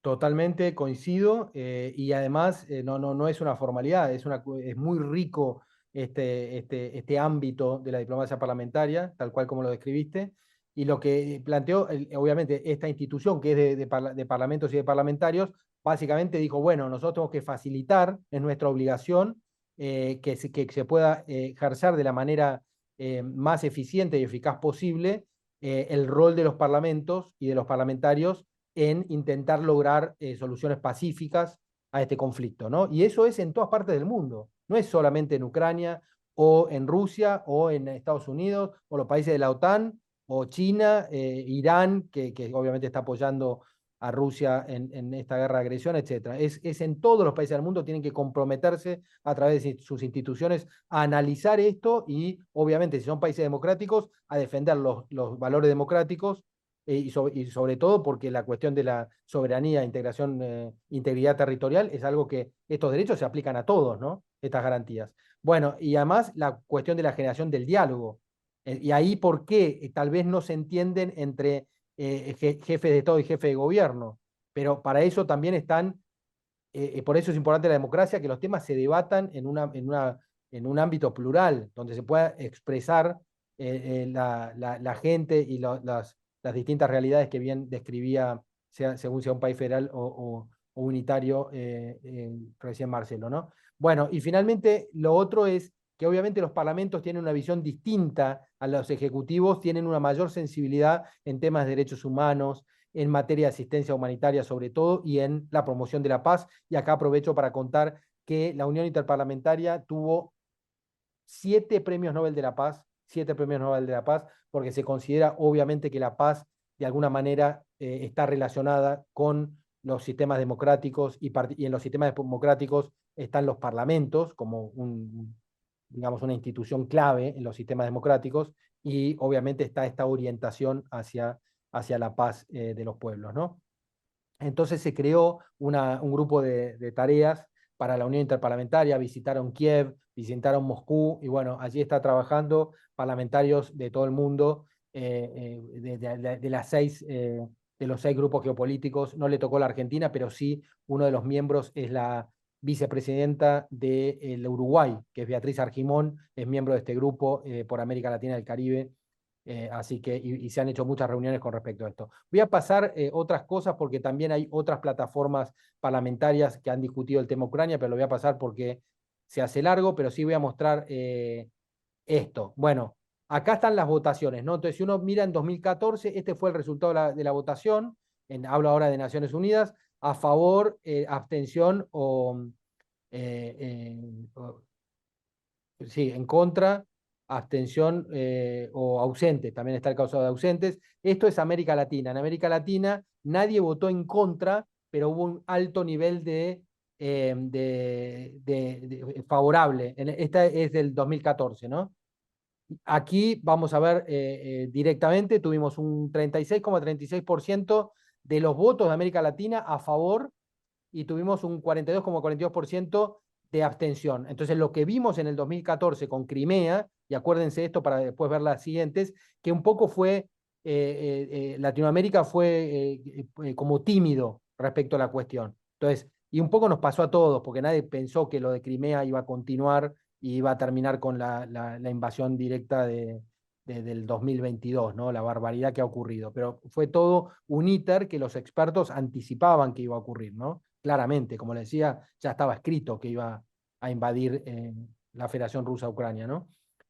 Bueno, entonces, 40%, bastante menos, 37% de los votos de América Latina fueron a favor y casi un 43% abstención. En contra, fíjense, Bolivia, Cuba, Nicaragua y Venezuela. Los 4 países son o autocracias o son países con democracias o con autoritarismos. Esa es la realidad. Entonces, fíjense la relación directa que hay entre el nivel de democracia o de autocracia y la forma como actúan en el mundo, ¿no? Bueno, y ausente solamente estuvo Grenada, pero es un tema menor. Segunda, ahí sí ya pasamos a la invasión de la Federación Rusa a Ucrania. Fíjense, fue tan brutal lo que hizo Rusia, que hablábamos recién, que nos retrotrajo a prácticas de la Segunda Guerra Mundial del siglo pasado, que de América Latina, 85% de los países votaron a favor de condenar la invasión. ¿Se dan cuenta? Y a considerar una agresión lo que hizo Rusia en Ucrania. Solo un 12%, fíjense cómo bajó la abstención, y no hubo votos negativos. Pero fíjense, por vergüenza, se movieron estos países, Bolivia, Cuba y Nicaragua, ahora voy a hacer una referencia a El Salvador, se movieron hacia la izquierda. El tema de los autoritarismos no tiene ideología desde el punto de vista de las izquierdas o derechas. Los autoritarismos pueden ser de derecha o de izquierda. Entonces, por ejemplo, en El Salvador hay un presidente que logró grandes cambios, una mejora ostensible en la seguridad de los salvadoreños, pero es considerado un presidente con graves falencias en términos democráticos y es obviamente considerado un presidente de orientación de derecha, a diferencia de Bolivia, Cuba y Nicaragua, ¿no? Pero fíjense cómo no podrían haber votado en contra, aún teniendo simpatía por Rusia, porque fue contundente, fue una sorpresa para el mundo. La verdad, fíjense, este es el voto, siempre hablando de los votos de Naciones Unidas, ¿no? O sea que responden a la jefatura del jefe de Estado o de gobierno, de un hombre fuerte que es el presidente, el responsable del Ejecutivo. Después, la cuestión humanitaria, también lo mismo, obviamente un tema delicado, un poco menos, pero un 79% aproximadamente votó a favor, nadie en contra, ¿y qué ocurrió? Lo mismo. Lo mismo, acá hay algún error porque dice China, no puede ser China. Ahí en las abstenciones, Bolivia, Cuba, El Salvador y Nicaragua, y ahí no debería decir China, me tengo que fijar a qué país se refería, etcétera. Pero bueno, también ausentes Venezuela. Bueno, ausente es muy curioso, solo les quiero decir que Venezuela votó en contra en el 2014 por la condena por la anexión de Crimea, pero posteriormente siempre estuvo ausente. En todas las resoluciones siguientes de Naciones Unidas, Venezuela estuvo ausente. Bueno, pero bueno, estamos en la tercera, las cuestiones humanitarias. Nadie votó en contra, obviamente, y más o menos se repitió los altos niveles de apoyo a la resolución de Naciones Unidas y a la condena de Rusia y los menores bueno, de la abstención en este caso, yo digo un poco disfrazados de abstención por vergüenza, ¿no?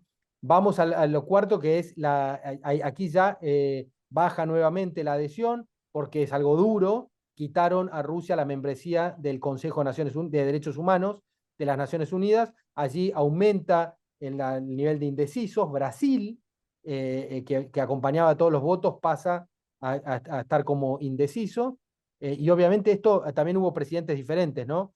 Tenemos presidentes, hemos tenido a Jair Bolsonaro y ahora recientemente, este año, tenemos a Lula, ¿no? Así que también hay que pensar en los países, por ejemplo, el caso de Brasil han sido con simpatía con Rusia tanto un régimen de derecha como de izquierda, tanto Bolsonaro como Lula, que es claramente izquierda, han tenido simpatía con Rusia.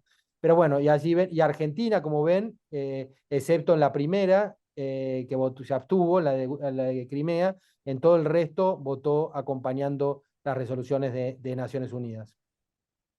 Bueno, y luego vamos, ya terminamos la anexión, alto nivel de condenar la anexión, porque es la cuestión de la soberanía, y ahí tenemos un voto en contra de Nicaragua y abstención en El Salvador y Venezuela, pero más o menos ustedes ven el tipo de países, si son países democráticos o no democráticos, aún los democráticos con falencias, cómo es la orientación del voto. Entonces no es menor para la seguridad global. Uno no puede solamente decir, hago una alianza integral, ya van a ver, con un país que implica valores por un interés comercial. Eso no está bien. Una cosa son los intereses comerciales y hacerlo mejor y comercial con todo el mundo. Y otra cosa son la defensa de los valores democráticos y las alianzas en términos de valores, ¿no? Quiero dejarles eso, transmitirles, porque hay un gran debate con respecto a eso para algunos, no importan los valores, lo único que importa es el comercio y eso es un gran error desde mi punto de vista. Aquí tienen la otra que tiene que ver con la reparación, eso es algo más duro, porque obviamente algunos países no están acostumbrados, están a favor de que se le pongan sanciones, es algo muy común de la Europa, muy común de los países Canadá, Estados Unidos, pero no es común para los países latinoamericanos. Bueno, solo un 37% votó a favor, inclusive, incluyendo a la Argentina, y casi un 50% se abstuvo, ¿no? Y obviamente en contra algunos países, como vemos allí, y abstenciones. Y por último, la cuestión de la paz, un llamado a la paz, la última resolución de la UNGA, la Asamblea de Naciones Unidas, que casi otra vez un 80% de los votos de América Latina a favor, 26 países, y una abstención de 3 países de menos del 10%, y solo Nicaragua en contra. Bueno, lo de Nicaragua es inconcebible desde mi punto de vista. Bueno, esto es lo de directamente la diplomacia oficial.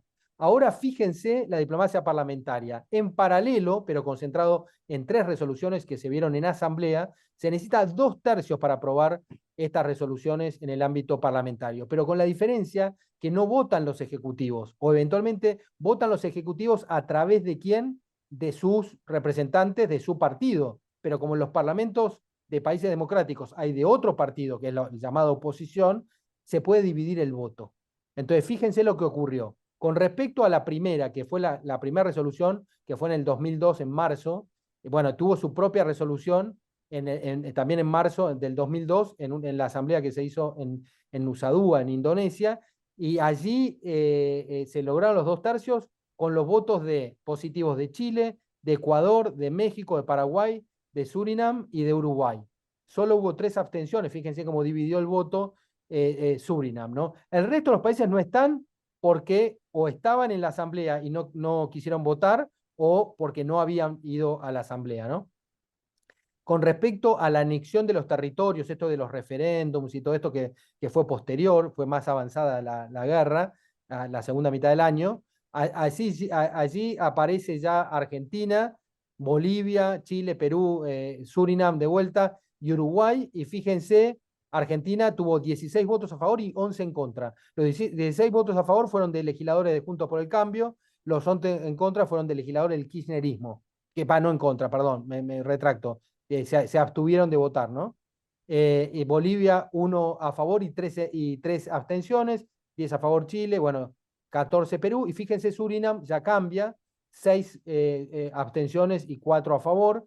Bueno, pero esto en diplomacia es maravilloso, porque estos son votando los representantes del pueblo, que no es la concentración de poder de un presidente que no lo votó todo el pueblo, pero sí la mayoría, y representa un Estado. Entonces, fíjense qué importante que es para nada menos que para la cuestión de la paz y las cuestiones de seguridad global, que se haga oír la voz de los parlamentarios del mundo, que para que ustedes sepan son unos 46.000 más o menos, los parlamentarios de nacionales, ¿no? Después hay de otras categorías subnacionales, pero me parece que es interesante si uno lo combina con otras diplomacias, como la paradiplomacia que mencionó perfectamente Marcelo, y otras, ¿no? Que hay de otro tipo y que son muy importantes, incluyendo la diplomacia de sociedad civil, ¿no? Bueno, y esta es la última, que es la humanitaria. En la humanitaria, allí votaron más países.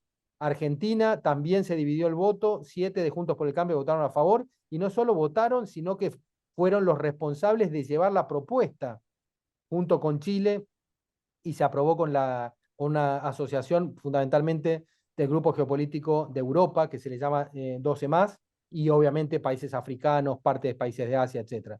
Bueno, allí pueden ver el voto y simplemente muy rápido voy aquí. Entonces ven aquí en la Argentina arriba cómo se votó en la diplomacia oficial. Abstención la primera resolución, las otras 6 todas a favor.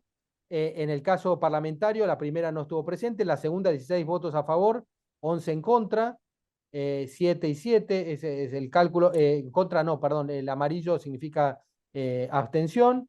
Bueno, y así cada país, no voy a describir los demás, está hecho el análisis en cada uno, pero quiero ir a esto estamos terminando, acá está el análisis de cada país, la diplomacia oficial y la parlamentaria, no necesariamente coincide, por eso es lo que me parece interesante, la posibilidad de dividir el voto en la diplomacia parlamentaria. Bueno, esto tiene que ver con la imagen presidencial y con el poder de la comunicación, tanto en términos de los liderazgos como de los asuntos de fondo, como este que estamos viendo. Bueno, y simplemente voy a esto, perdón que puse aquí un posteo que para que me hiciera acordar, aun cuando el Ejecutivo en la Argentina, de alguna manera, desde mi punto de vista, gracias a la tradición y también por la un poco dependencia que tiene la Argentina desde el punto de vista financiero, sobre todo con el FMI y la necesidad de renegociar el acuerdo y posteriormente su cumplimiento, etcétera. Ustedes vieron que Argentina votó todo positivo con respecto a Ucrania, excepto en el 2014 que se abstuvo para la invasión de Crimea. Pero fíjense qué ocurrió en el Congreso, es muy curioso. En el Congreso hubo un bloqueo del oficialismo para que no se trate el tema Ucrania. Hubo más de casi 50 proyectos presentados, ninguno por el oficialismo, proyectos de declaración, todos vinculados a las mismas cosas que plantea Naciones Unidas, a temas humanitarios, a temas de rechazar la agresión contra la soberanía, crímenes de guerra, temas de todo tipo, etcétera. No fue tratado ni un solo proyecto en el ámbito, es casi vergonzoso que en el Congreso de la Nación Argentina no se haya hablado de Ucrania. Es increíble, ¿no? Es muy curioso. No se trató un solo proyecto, eso fue claramente una decisión del oficialismo, pero como ven que sí se trató en el ámbito de la Unión Interparlamentaria, a pesar de la negativa por parte del oficialismo en el Congreso. Y simplemente aquí les quiero mostrar algo como para... Esta es una declaración conjunta. Las declaraciones conjuntas no pasan por el Congreso para su ratificación, aunque para algunos sí, para otros no, hay discusiones. Yo no quiero meter acá el tema Malvinas, porque cuando fue la declaración conjunta, que si no me equivoco fue del año 2017, el kirchnerismo dijo que debía pasar por el Congreso para ser ratificada, y esta otra declaración conjunta que fue anterior, que es del 2015, no pasó por el Congreso, ¿no? Pero esta fue un viaje de Cristina Fernández de Kirchner a Moscú, donde estuvo varios días con Vladimir Putin, que tienen una muy cercana relación, y planteó la cuestión de la asociación estratégica integral argentino-rusa. O sea, una asociación estratégica va mucho más allá de lo comercial, al punto que aquí inclusive habla en esta declaración conjunta entre Argentina y Rusia sobre inclusive aquí hace una referencia a los Estados Unidos, ¿no? Reafirma el principio de no intervención en los asuntos internos, ¿no? Como si Rusia no se metiera en los asuntos internos de los estados soberanos, no, y también intento de usar el doble rasero como una especie de doble moral, que bueno, se utiliza mucho eso en la comunidad internacional, ahí es un concepto específico, el ejercicio de presiones ilícitas de unos estados contra otros, bueno, etcétera, ¿no? Bueno, esto de aplicar extraterritorialmente la legislación nacional, bueno, tiene que ver con los crímenes de guerra y este tipo de cosas. Allí también hace referencias con respecto a Ucrania, ¿no? Fíjense, después de esto vino la guerra, ¿no? Y con algunas fallas de nuestra diplomacia oficial, como nuestro presidente saliente que también el 9 de diciembre visitando en las postrimerías de la invasión al presidente ruso, a Putin, diciéndole Argentina es la puerta de entrada de la Federación Rusa América Latina, bueno, todas cosas lamentablemente grandes errores desde el punto de vista de la diplomacia, como lo demuestra la historia y la evidencia.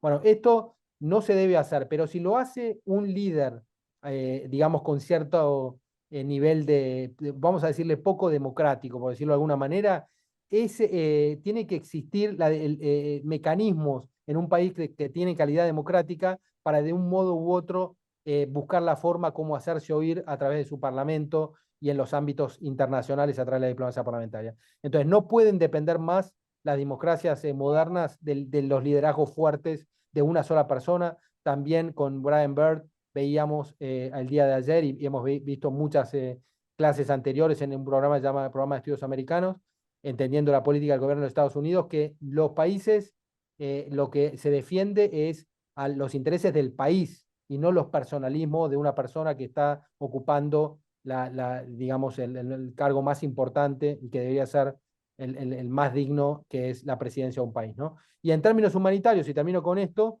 esta resolución que fue propuesta por la Argentina, por la Argentina, no por el kirchnerismo que se abstuvo de votarla, expresa directamente la necesidad de prestar ayuda y con medidas concretas que deben adoptar los parlamentarios. ¿Y por qué quiero mencionar esto específicamente? Porque pasaron dos cosas interesantes con respecto a Ucrania. Una positiva que debo reconocer que hizo bien en forma muy silenciosa el gobierno nacional el 8 de marzo, el 24 de febrero invadió la Federación Rusa Ucrania. Bueno, el 8 de marzo, muy pocos días después, le dieron una orden a la Dirección de Migraciones que otorgó por 3 años ingreso irrestricto a cualquier ucraniano o a cualquier familiar de un ucraniano, aún no siendo ucraniano. O sea, dice, por razones humanitarias se autoriza el ingreso y la permanencia por razones humanitarias a ciudadanos ucranianos y sus familiares directos, independientemente de su nacionalidad. O sea, puede ser un familiar directo que sea ruso, ¿no? Porque obviamente Rusia y Ucrania tienen un montón de familias donde nacen en un lugar o en otro, ¿no? En respuesta a la crisis ocasionada. Esto estuvo bien, o sea, y automáticamente todo ucraniano, que Argentina tiene una comunidad grande de ucranianos, más de 350.000, todo ucraniano que ha venido a la Argentina desde esa fecha hasta aquí ha podido venir sin visa y encima se ha podido quedar a la Argentina, trabajar, etcétera, con un estatus humanitario, ¿no? Así que eso fue algo bueno, no se publicitó, yo no sé si ustedes sabían, pero no se publicitó claramente porque para no, de alguna manera, como una cosa, para que no hacer de esto un issue con respecto a Rusia, ¿no? Pero claramente fue una cosa muy positiva y yo creo muy en línea con esto que les contaba del pedido humanitario de la Unión Interparlamentaria para el involucramiento de todo el mundo. Y esto ya lo sabemos todos, pero ustedes pueden leer, hay un montón de periódicos en la Argentina que están documentando las visitas, no las visitas, los refugiados de distintos países del mundo que vienen a la Argentina y a otros países, obviamente, buscando escapar de la guerra, del sufrimiento, del horror de lo que está ocurriendo en distintas partes del mundo, ¿no? Bueno, hay un montón, yo les aconsejo leerlo. Para ustedes, termino con esta buena noticia. Desde el Parlamento, así como efectivamente lo establecía esa resolución que vimos recién, pero inclusive antes por otros conflictos, esa resolución es muy buena porque es para todos los conflictos, las crisis humanitarias en el mundo, y especialmente Afganistán y Ucrania, que son las dos más, que más se dedica la resolución de la WIP. Bueno, ayer se publicó en el Boletín Oficial en la Argentina un Plan Nacional de Reasentamiento y Vías Complementarias de Admisión a la República Argentina, básicamente un plan para recibir ordenadamente refugiados en la Argentina. Obviamente el gobierno lo hace casi un día antes de irse, hace mucho tiempo que estaba el borrador, el gobierno no lo hacía por distintas circunstancias, es como que aprueba algo y se lo deja al que viene, que tal vez hasta hubiese sido, uno puede decir, bueno, pero no es muy democrático y es como dejar algo que uno no lo va a aplicar, no importa, esos son temas menores de timing, lo que fuera, por lo menos dejó algo el gobierno que es un plan, que no lo voy a leer, pero que está muy bien constituido y que es el marco para que Argentina pueda, en este mundo conflictivo, en este mundo complejo, a poner su grano de arena y tener un liderazgo como debería tenerlo en materia de derechos humanos y también, ¿por qué no? Es el tercer país, el tercer PBI de América Latina, el tercer país en importancia de América Latina, un rol muy importante. Y les digo otra cosa para terminar, como Cosmovisión tenemos que pensar global y actuar localmente, y nosotros necesitamos un país sólido, fuerte, con el mayor nivel de democracia posible, y eso nos va a traer progreso. Eso nos va a traer progreso, un país ordenado, comerciando con todo el mundo, pero aliándose con los países que tienen los mismos valores. Eso es lo que la va a sacar a la Argentina de su ostracismo, de su decadencia. Por eso esto no es un tema menor, no es solo política internacional y estar hablando de algo externo, sino que está directamente vinculado a los intereses nacionales de la Argentina. Muchas gracias, Juan. Bueno, la verdad que no te interrumpí 2 o 3 veces por el tiempo, porque es tanta la información que nos has brindado que cuesta a veces, digamos, uno cuando analiza los temas y los estudia, y todos los académicos y que hoy, todos los actores que hoy están con nosotros, cuesta compilar toda esa información. Así que un agradecimiento en nombre de todos a tu gran exposición y presentarlo a Brian, que bueno, decirle, nos quedan 15 minutos, pero Brian tiene esa facilidad de interlocución y esa síntesis. Así que Brian, te cedo la palabra, bienvenido, welcome to Argentine, y tu español, ya lo dije en otro curso, es magnífico, así que felicitaciones, te escuchamos. Gracias, gracias profesor, gracias Juan. Voy a empezar ah, con un poco de cambio, porque quisiera compartir las emociones que sentimos todos para ver el mundo como es así. Si tengo un poco suerte, voy a empezar con esto. Es diferente, es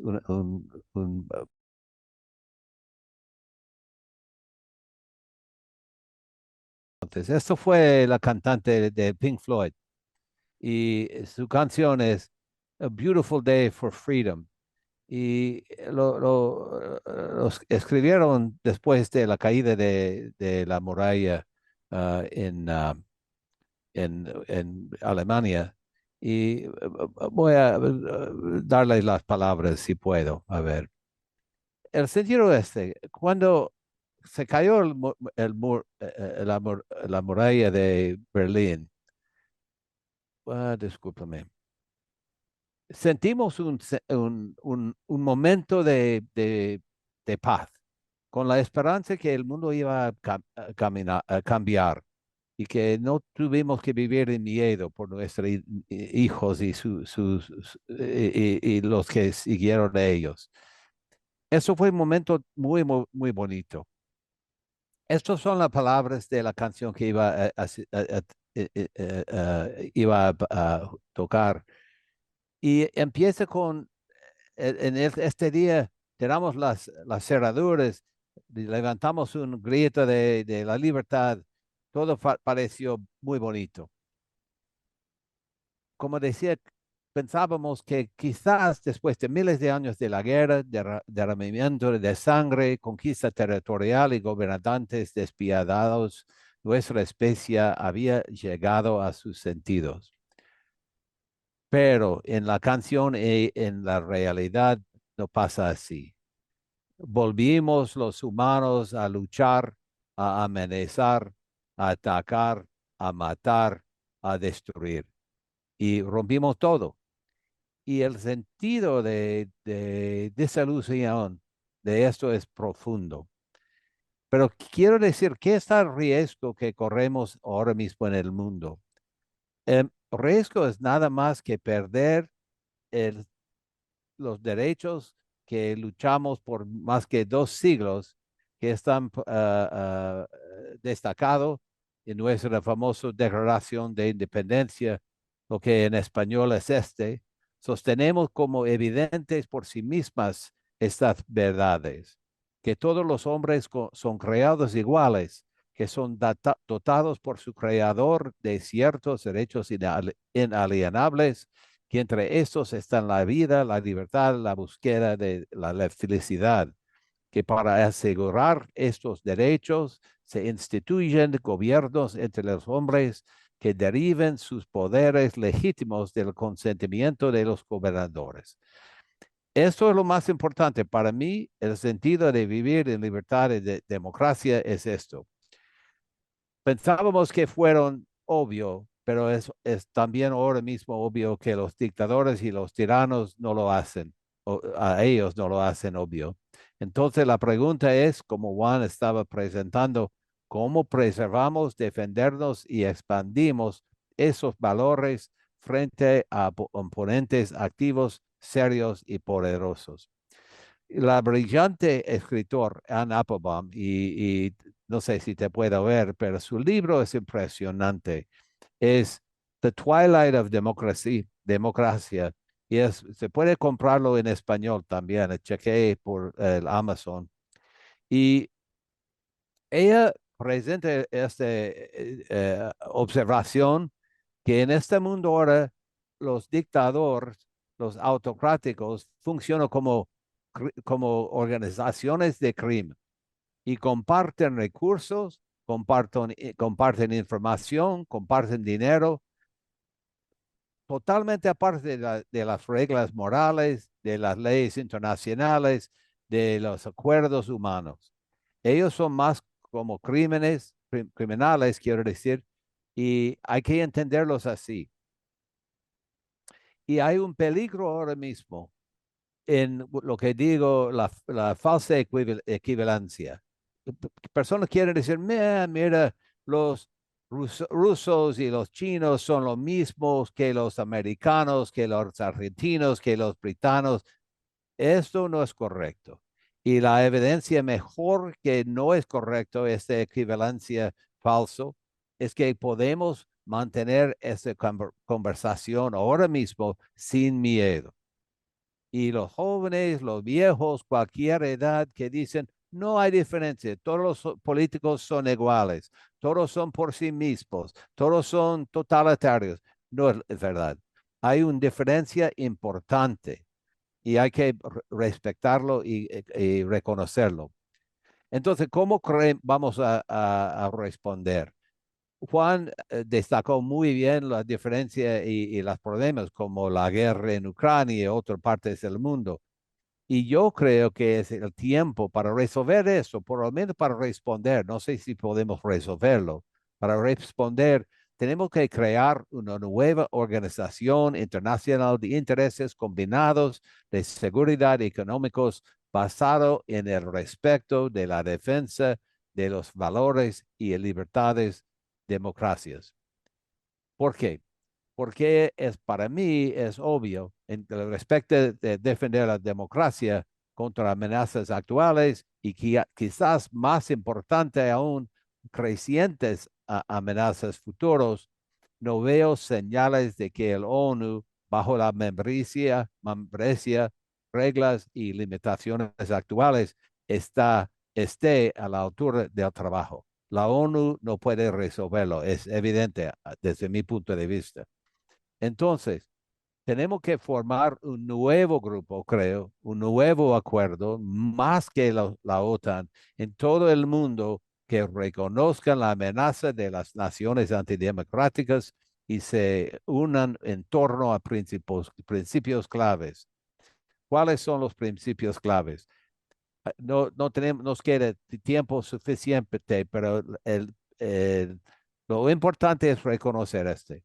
Los países que aman a democracia y libertad tenemos que reunirnos para defenderlos juntos y para intercambiar la economía, porque si, no podemos seguir dependiendo en países autocráticos porque si tiene dependencia de economía, está vulnerable para ser presionado a dejar todo si la presión llega suficiente. Esto es diferente en muchísimas formas, es más amplio que lo que existe ahora y incluye no solamente cosas de economía, pero también de las Fuerzas Armadas, si necesito, y si se necesita.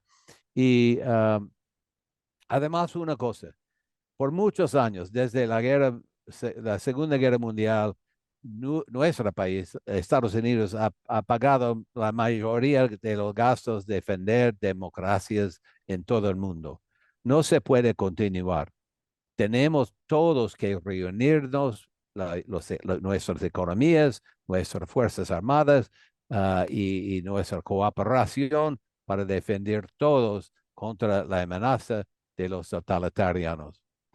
Voy a terminar aquí esto, pero solo para decir una última cosa. Yo creo que todo el mundo sabe que hay la regla de oro, lo que significa haz a los demás lo que te gustaría que te hicieran a ti. Hay una adaptación de esto, a veces atribuido a un rabbi Israel, y que dijo, no hagas a los demás lo que no quieres que te hagan a ti. Es bonito, pero yo creo que hay tercer sentido que necesitamos adaptar. Y esto es, no permitas que a otros les hagan cosas que no quisieras que te hicieron a ti o a tus seres queridos. ¿Por qué? porque esta regla tercera nos manda a proteger los demás, no solo para pensar en nuestros mismos actos, pero para defender los demás contra personas que quieren causar daños. Y para mí, si aceptan esta regla, es obvio que no se puede permitir Vladimir Putin y sus mercenarios a matar el pueblo de Ucrania. El mismo es la verdad si aplica esta tercera regla a los ataques de Hamas contra los israelíes en que mataron más que 1,200 personas, pero al mismo tiempo no se puede aceptar el bombardeando de los escuelas israelíes, dos escuelas, hospitales, etcétera, en Gaza. Nada de eso es que pretender que el mundo está sencillo, no es. Pero yo creo que si reunimos juntos los países que quieren, que aman a democracia y si trabajamos juntos para defender la democracia, el mundo va a ser mucho mejor. Otra vez, lo siento que mi español no está perfecto y tuve que correr un poco rápido por esta presentación, pero está bien. Ojalá fue algo que merece la pena. Gracias. Gracias, Brian, fue muy claro. Me encantó lo de la tercera regla. Creo que nos hace reflexionar a todos. Y es ahí un poco lo que vos planteás, ¿no?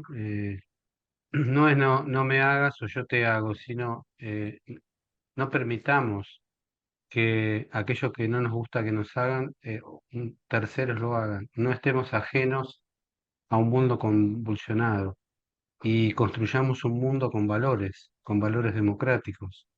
Esa construcción depende de todos, no de una votación de Naciones Unidas, y estoy de acuerdo contigo. Depende de un nuevo mundo, un nuevo escenario conflictivo, como señalaba Juan, muy conflictivo, pero a la vez en donde respondemos la pregunta inicial de esta charla, de esta entrevista, que fue ser actores u observadores.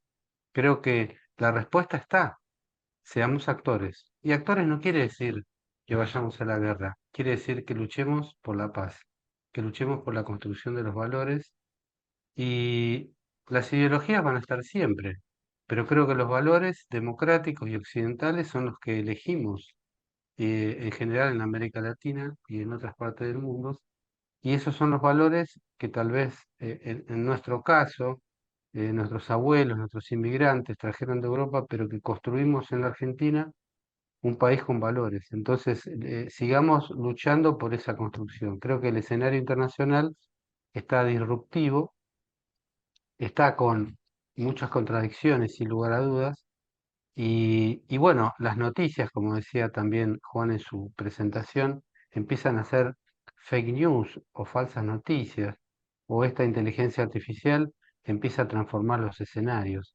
Bueno, sigamos revalidando lo bueno que tenemos en este espacio de diálogo, de escucha, de construcción de valores en estos ámbitos académicos, universitarios y, por qué no, de amigos, un país mejor. Así que, por una cuestión de tiempo, yo tengo que cerrar porque me van a matar también los asistentes.